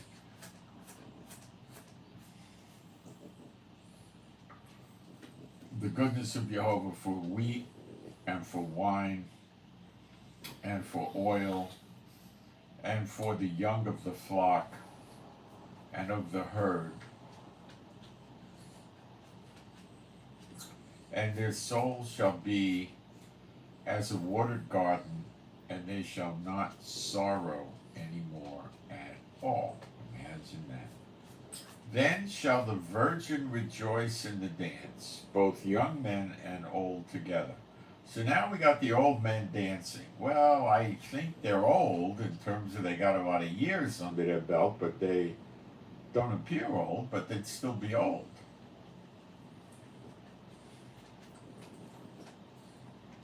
For I will turn their mourning into joy, and will comfort them and make them rejoice from their sorrow, the mourning.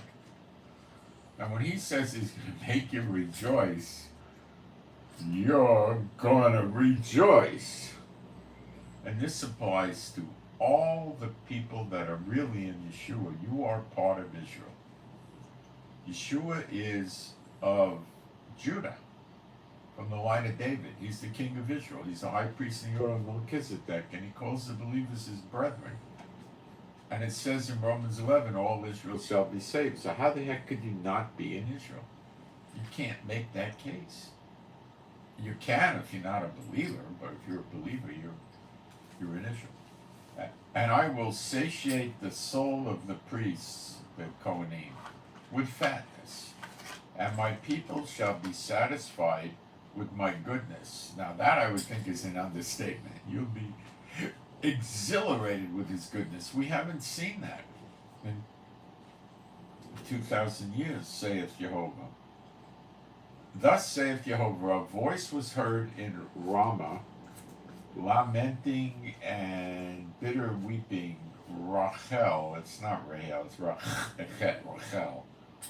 In English you would say Rachel, I guess. Rachel, weeping for her children, refused to be comforted for her children because they were not. Thus saith Jehovah, refrain thy voice from weeping and thy eyes from tears, for thy work shall be rewarded, saith Jehovah, and they shall come again from the land of the enemy. That's your next great Exodus. And there is hope in thy end, saith Jehovah, that thy children shall come again. I don't think it's, they're adding words in. Return. It doesn't mean come again, it means return. Your children shall return to their own border, which is Israel. I have surely heard Ephraim bemoaning himself. That generally references the 10 tribes, so-called lost tribes. Thus thou hast chastised me, and I was chastised as a bullock, unaccustomed to the yoke. Turn thou me, and I shall be turned, for thou art Jehovah Elohim.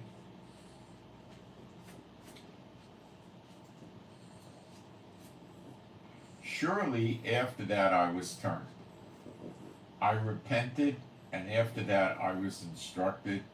I smote upon my thigh, I was ashamed, yea, even confounded, because I did bear the reproach of my youth. Ephraim, my dear son, is a pleasant child. You listening to the way the Lord's talking? He's saying a pleasant child. For since I spake against him, I earnestly remember him still. Therefore my bowels are troubled for him. I will surely have mercy upon him, saith Jehovah. Isn't this beautiful?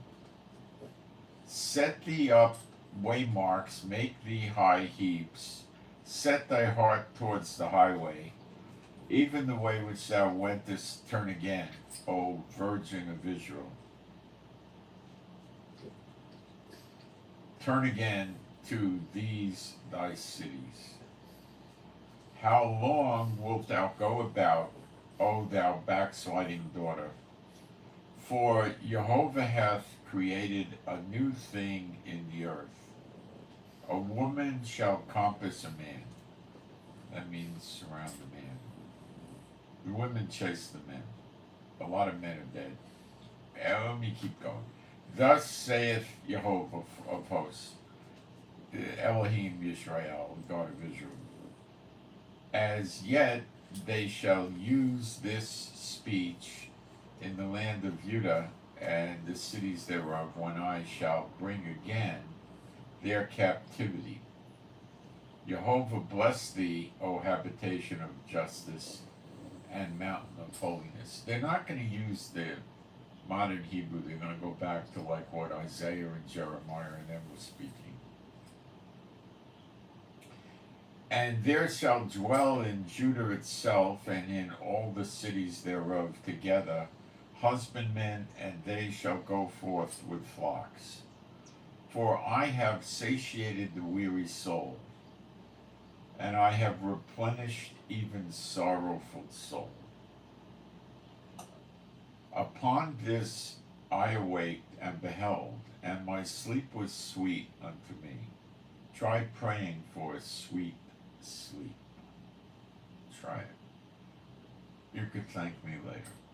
Behold, the days come, saith Jehovah, that I will sow the house of Israel and the house of Judah with the seed of man and with the seed of beast.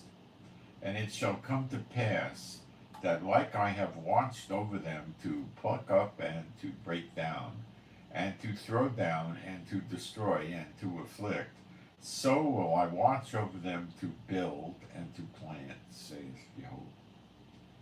In those days, at the time these things happen, they shall say no more, the fathers have eaten a sour grape, and the children's teeth are on edge.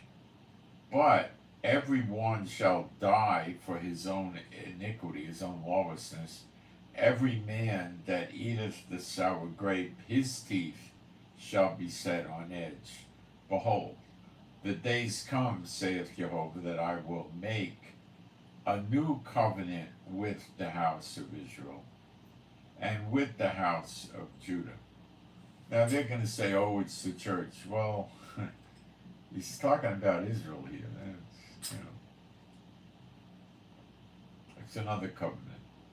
Not according to the covenant that I made with their fathers in the day that I took them by the hand to bring them out of the land of Egypt, which my covenant they break. Although I was a husband unto them, saith Jehovah, but this shall be the covenant that I will make with the house of Israel. Okay, so this covenant, this new covenant is being made with the house of Israel. After those days, saith the Lord, I will put the law in my inward parts. To date, has the Lord done this with Israel, put the law in their inward parts? No. And write it in their hearts, and will be their God, and they shall be my people. So when the appearing of the Son of the Son of Man comes, we become changed. 1 John 3:2, when you see him, you shall be like him. You will have the mind of Christ. You will shine like Moses shined when he came down from Mount Sinai. In Isaiah 60, it says, arise, shine. That means emanate forth light, raise the light. Arise, shine, your light has come, the glory of the Lord is risen upon thee. That's for these days. Coming right up. They're at the door. and will be their God, and they shall be my people, and they shall teach no more every man his neighbor and every man his brother, saying, Know Jehovah, for they shall all know me, from the least of them unto the greatest of them, saith Jehovah. Now, this is obviously not pertaining to the churches or the church year. Yeah, of course not. For I will forgive their lawlessness, and I will remember their sin no more. Thus saith Jehovah, which giveth the sun for a light by day, and the ordinances of the moon and of the stars for a light by night, which divideth the sea when the waves thereof roar. Jehovah of hosts is his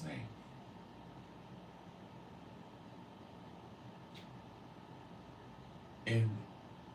If those ordinances depart from before me, saith Jehovah, the seed of Israel also shall cease from being a nation before me forever. Thus saith Jehovah, if heaven above can be measured, and the foundations of the earth searched out, beneath I will also cast off all the seed of Israel for all they have done, saith Jehovah. Behold, the days come, saith Jehovah, that the city shall be built to the Lord from the tower of Hananel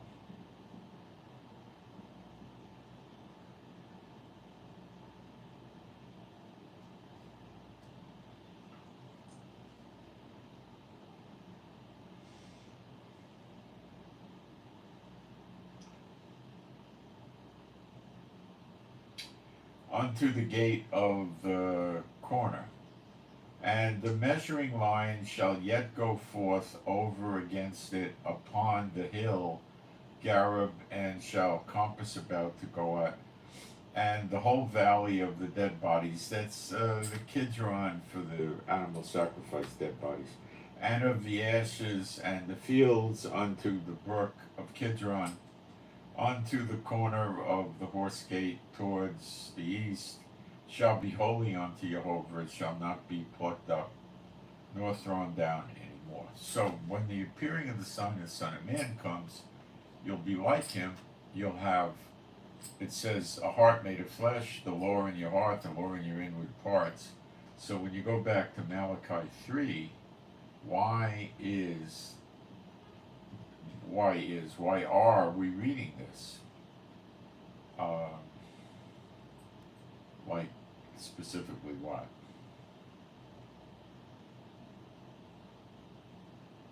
I'll show you. Verse 2, and who shall abide in the day of his coming, Elijah?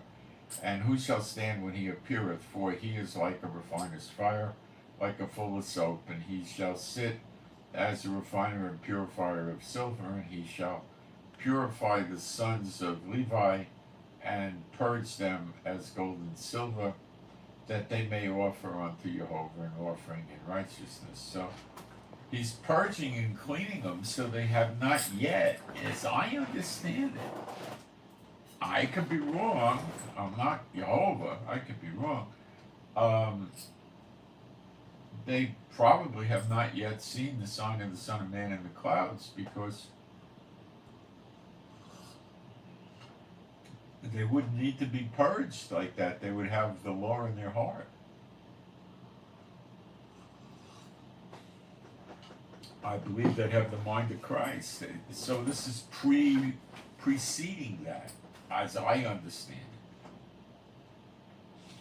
Verse 4, then shall the offering of Judah and Jerusalem be pleasant unto the Lord, as in the days of old and in former years. And I will come near to you to judgment, and I will be a swift witness against the sorcerers, the witches, those that serve the unclean spirits. That's a death penalty under the law.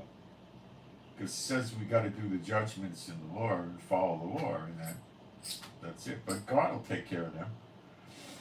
And against the adulterers, that too is the death penalty under the law. And against false swearers, and against those that oppress the hireling in his wages, the widow and the fatherless, and that turn aside the stranger from his right, and fear not me, saith Jehovah of hosts. And this is what Yeshua is referring to as the weightier, the heavier things of the law. How you treat each other, calling on unclean spirits, stuff like this. It says you shall suffer not a witch to live, okay? That's a sorceress, a witch, is someone who calls on the unclean spirits, has unclean spirits in them and loves it, For I am Jehovah, I change not. So what happened to them 4,000 years ago is going to happen again. Therefore you sons of Yaakov are not consumed. Even from the days of your fathers you are gone astray from mine ordinances, and have not kept them. Return unto me, and I will return unto you, saith Jehovah of armies. But you said, wherein shall we return? Will a man rob God? Yet you have robbed me. But you say, wherein have we robbed thee? In tithes and offerings. You are cursed with a curse, for you have robbed me, even this whole nation. Bring you all the tithes into the storehouse, that there may be meat in my house, and prove me now herewith, saith Jehovah of hosts, if I will not open you the windows of heaven and pour you out a blessing, that there shall not be room enough to receive it. And I will rebuke the devourer. Those are the bugs that eat the crops, locusts, caterpillars, cankerworms. I will rebuke the devourer for your sake, and he shall not destroy the fruits of your ground, neither shall your vine cast her fruit before her time in the field, saith Jehovah of armies. And all nations, all heathens, shall call you blessed, for you shall be a delightsome land, saith Jehovah of armies. Your words have been stout against me, saith Jehovah. Yet you say, what have we spoken so much against thee? You have said, it is vain to serve God, and what profit is that? We have kept his ordinance, and that we have walked mournfully before Jehovah of armies. And now we call the proud happy. Yea, they that work wickedness are set up, yea, they that tempt God are even delivered. Then they that feared Jehovah spake often one to another.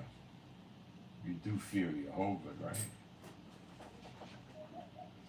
And Jehovah hearkened and heard it, and a book of remembrance was written before him for them that feared Jehovah and that thought upon his name.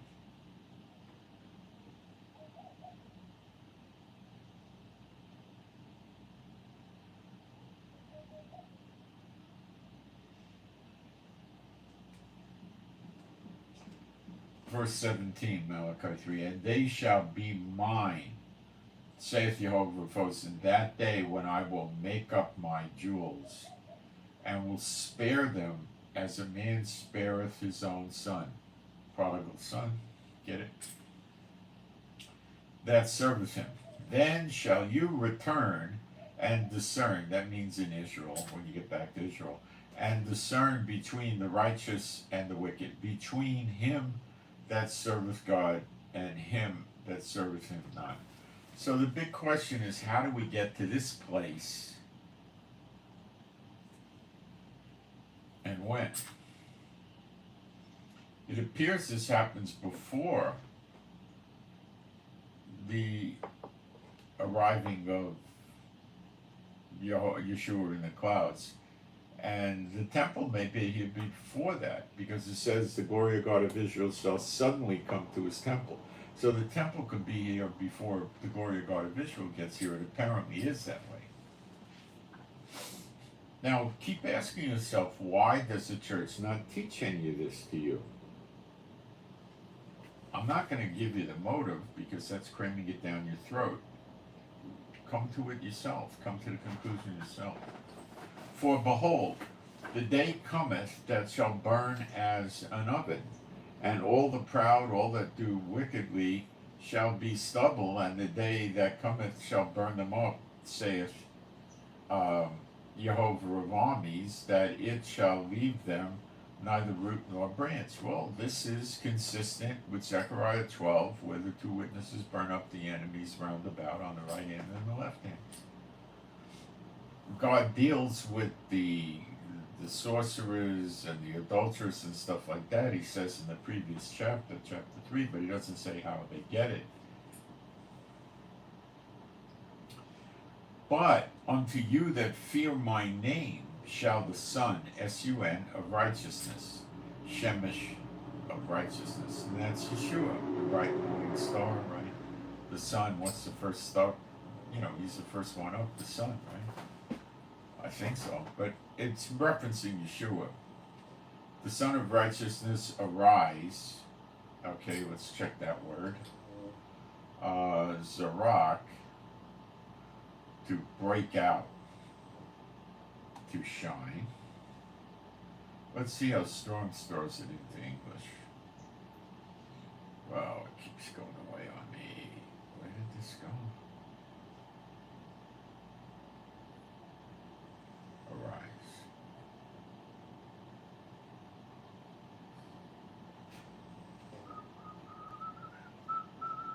Irradiate is Strong's first choice for the word. Sirach. He says specifically to appear.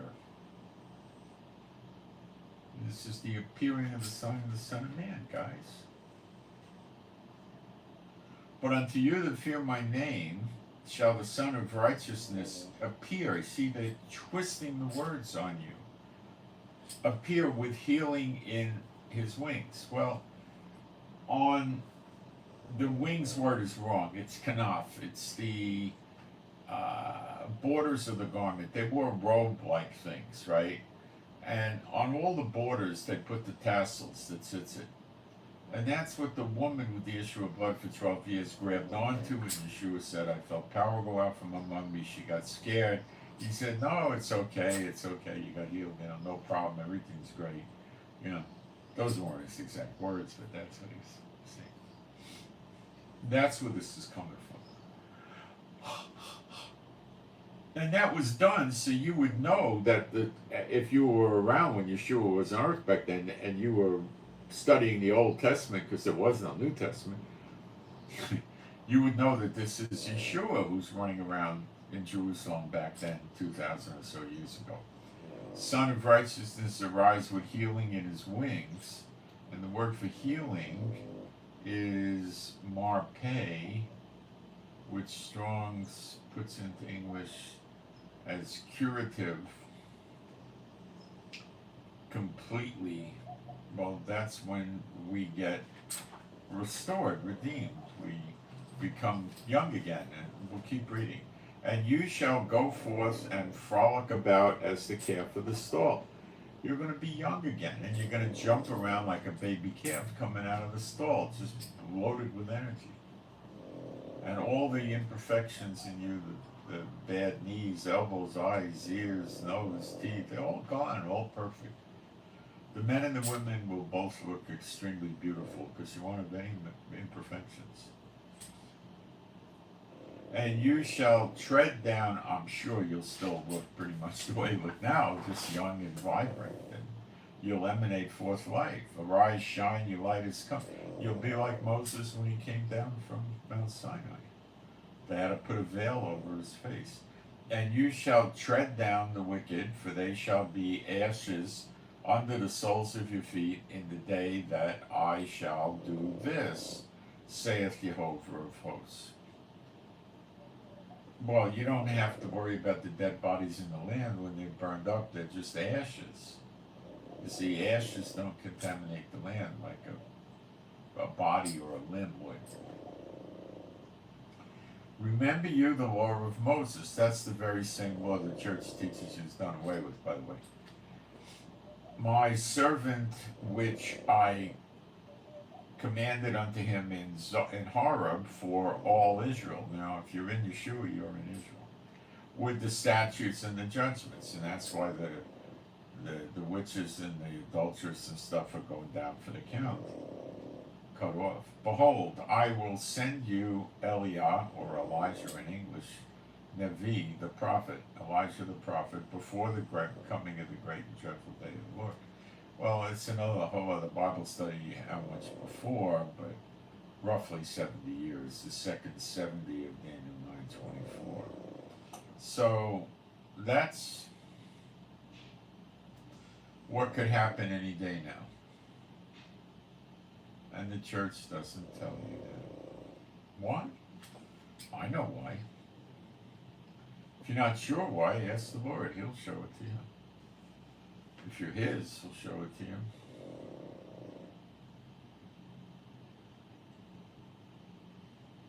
Let me check the chat.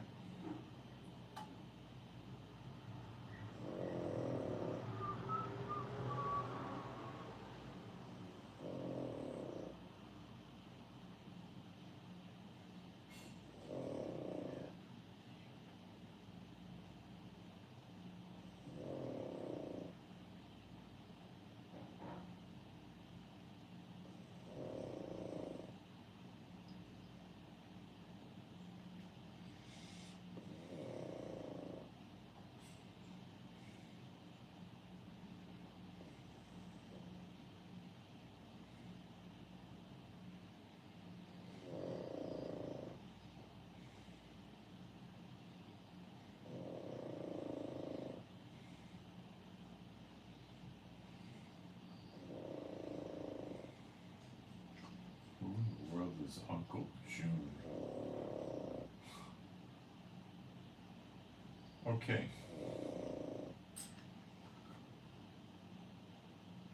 So now you got a good idea where things are headed. The nations that he scattered into shall be destroyed. There'll be a temple. They'll see the sign of the Son of Man. They'll be converted. They'll have everlasting life. You know, I mean, the church is not preparing you for any of this.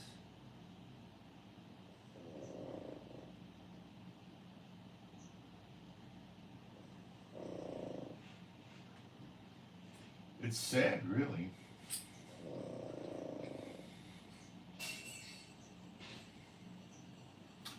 So now we should cover who the two witnesses are, shouldn't we? This is Zechariah 4. Verse 1. Oh, why did I wind up in 1? I wanted 4. Oh, I know why. Okay. And the angel that talked with me came across and waked me as a man that wakened out of his sleep, and said unto me, What seest thou? And I said, I have looked, and behold, a candlestick all of gold, with a bowl upon the top of it, and his 7 lamps thereof, and 7 pipes. So this was a 7 candelabra menorah. 7 pipes to the 7 lamps, which are upon the top thereof. And 2 olive trees by it, one upon the right side of the bowl and the other upon the left side. So the olive trees would probably be representing the 10 tribes and the 2 tribes, Judah and Israel. 10 tribes, Israel, 2 tribes, Judah. Judah and Levi for Judah. So I answered and spake. You see, Judah was never divorced. Yeshua came from Judah, so how could that work?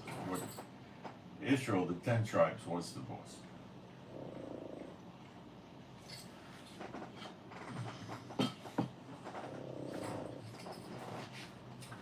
but they'll be returned when they see Yeshua. Remember, what happens as a result of that is they shall all know me from the least to the greatest. He puts his law in their inward part, gives them a heart of flesh, and all of this, right? Okay. I answered, but they don't have immortality, they have long-lasting life, everlasting life. So there will be a falling away. I answered and spake to the angel. Speaking of angels, remember the angels fell away, and they were up there in heaven seeing Jehovah and Yeshua and everything, and they fell away. So, could happen. So I answered and spake to the angel that talked with me, saying, What are these, my Lord? Then the angel that talked with me answered and said unto me, Knowest thou not what these be? And I said, No, my Lord. Then he answered and spake unto me, saying, This is the word of Jehovah unto Zerubbabel. Now, Zerubbabel was a contemporary of Zechariah, and this is happening right after the Babylonian captivity when they're back in the land, saying, Not by might nor by power, but by my spirit, saith Jehovah of armies. Who art thou, O great mountain? Before Zerubbabel, thou shalt become a plain, and he shall bring forth the headstone thereof with shoutings, saying, Grace, grace unto it. Zerubbabel was trying to build the temple, the next temple, temple number 2 after Solomon's temple, and he had an interruption for 14 years from opposition, and Jehovah's telling him now that he's going to finish the temple. Moreover, the word of Jehovah came unto me, saying, The hands of Zerubbabel have laid the foundation of this house, his hands shall also finish it, and thou shalt know that Jehovah of hosts had sent me unto you. This is Zechariah explaining, when this happens, you'll know the Lord sent me, Zechariah, to you. Yeah, that's how it's going. I'm not Zechariah. For who hath despised the day of small things? For they shall rejoice and shall see the plummet in the hand of Zerubbabel. Those 7, they are the eyes of Jehovah, which run to and fro through the whole earth. So,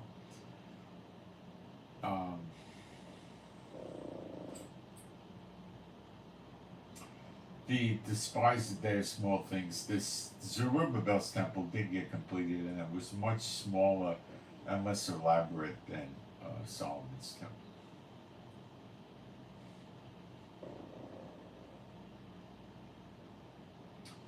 Now I'm in Zechariah 4:11. Then answered I and said unto him, What are these 2 olive trees upon the right side of the candlestick and upon the left side thereof? And I answered again and said unto him, What be these 2 olive branches which through the 2 golden pipes empty the golden oil out of it? Okay.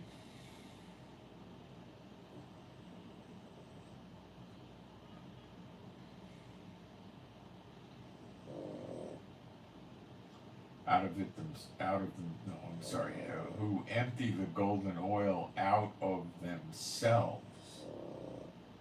So the golden oil is the olive oil, which is the anointing oil. So what's happening is they're putting the anointing into the churches. Remember Revelation, Yeshua walks among the 7 candlesticks of the menorah. They represent the churches, or they're called out from among. So the 2 witnesses are putting the anointing into the body of believers. And this is a heavenly depiction. And he answered me and said, Knowest thou not what these be? And I said, No, my Lord. Then said he, These are the two anointed ones that stand by the Lord of the whole earth.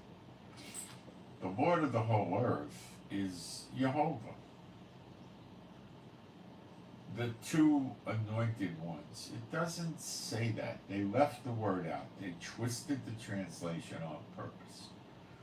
It says Shnaim, which means two, B'nai, which means sons. And then it says Yitzar, which is the clarified oil, the anointing oil. So it says two anointed sons. They are in heaven. They come down, take a human body, born of a woman and a man, and they die. And then they go up to heaven on a cloud the same way that Yeshua did when they rise from the dead, just like Yeshua. And Yeshua said no one goes up to heaven but the one who came down from heaven, like the Son of Man. And these two are sons of the Lord.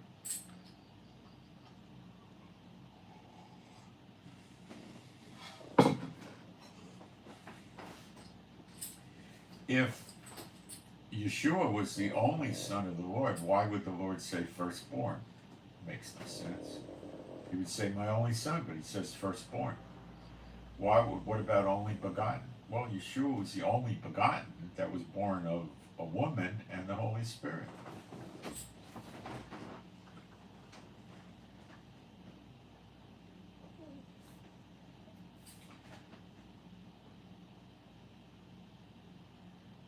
God does not trust this much power other than his sons, who come down, take on an earthly human form, and do the work, and then return back to be with their heavenly Father. That's it.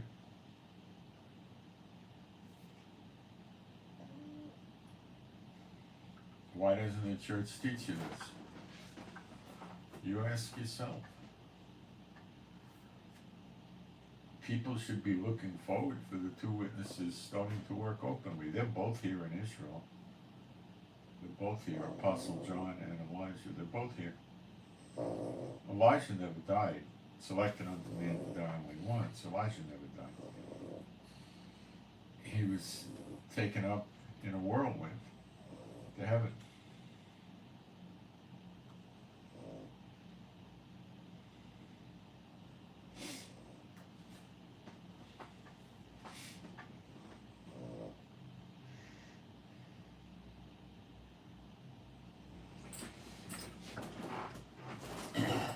It's a pretty scary thing to have a leader that doesn't teach you the very, very important things.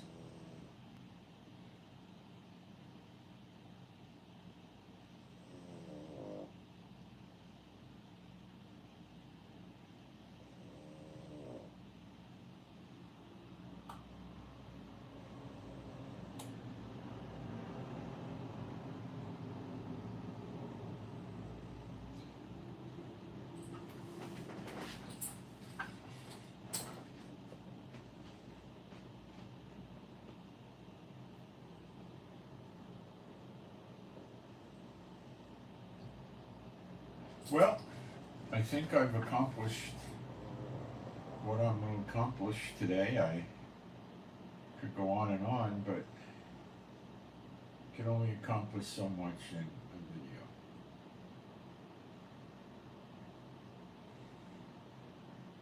So things are right at the doors. Oh, prayer requests, sorry. A prayer request for DT, David Tom, DT, David Tom.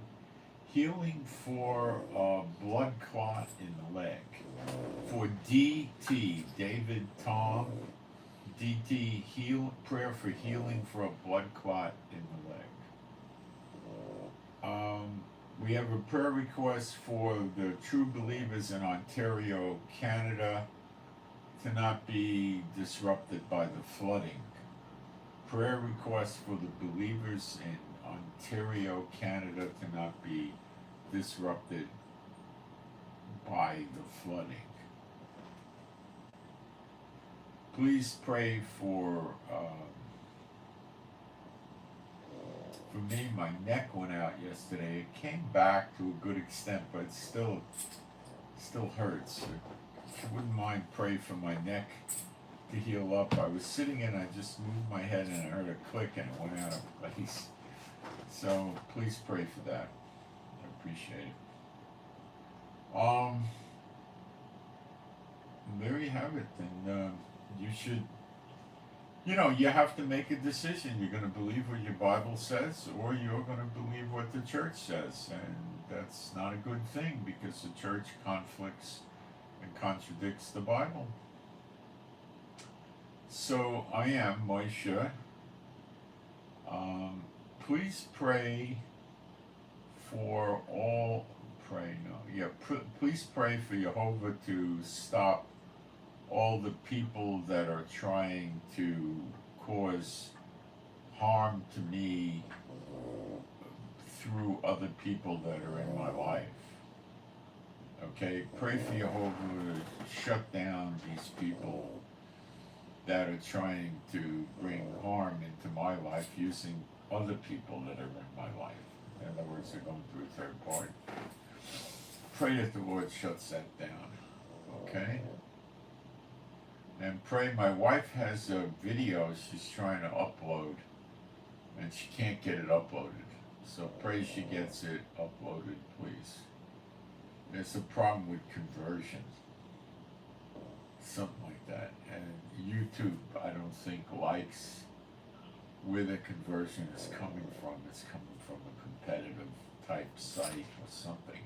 And it might be throttled back. I don't know. She's been trying for about 24 hours to get it uploaded. She's not getting there. Keeps failing.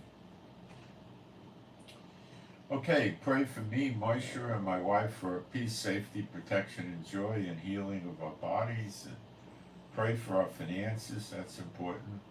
And pray for our peace and joy, and pray for our animals and pets, which are all rescues, to be happy, healthy, and whole. And pray for better videos. And pray for the peace of Jerusalem.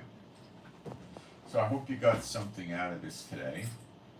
And you might want to subscribe, because when the eggs start hitting the fan, I'll be getting on several times a day with emergency update live streams. I'll come on as live streams, okay? And you can hit the like button. It takes you 2 seconds, and it's free, and it helps out. And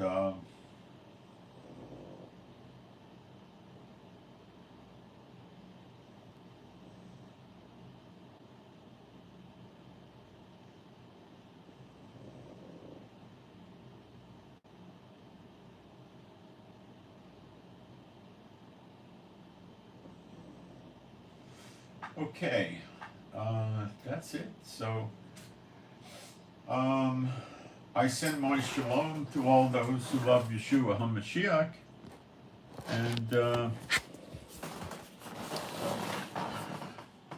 I'm out. Oh, we went over 2 hours today.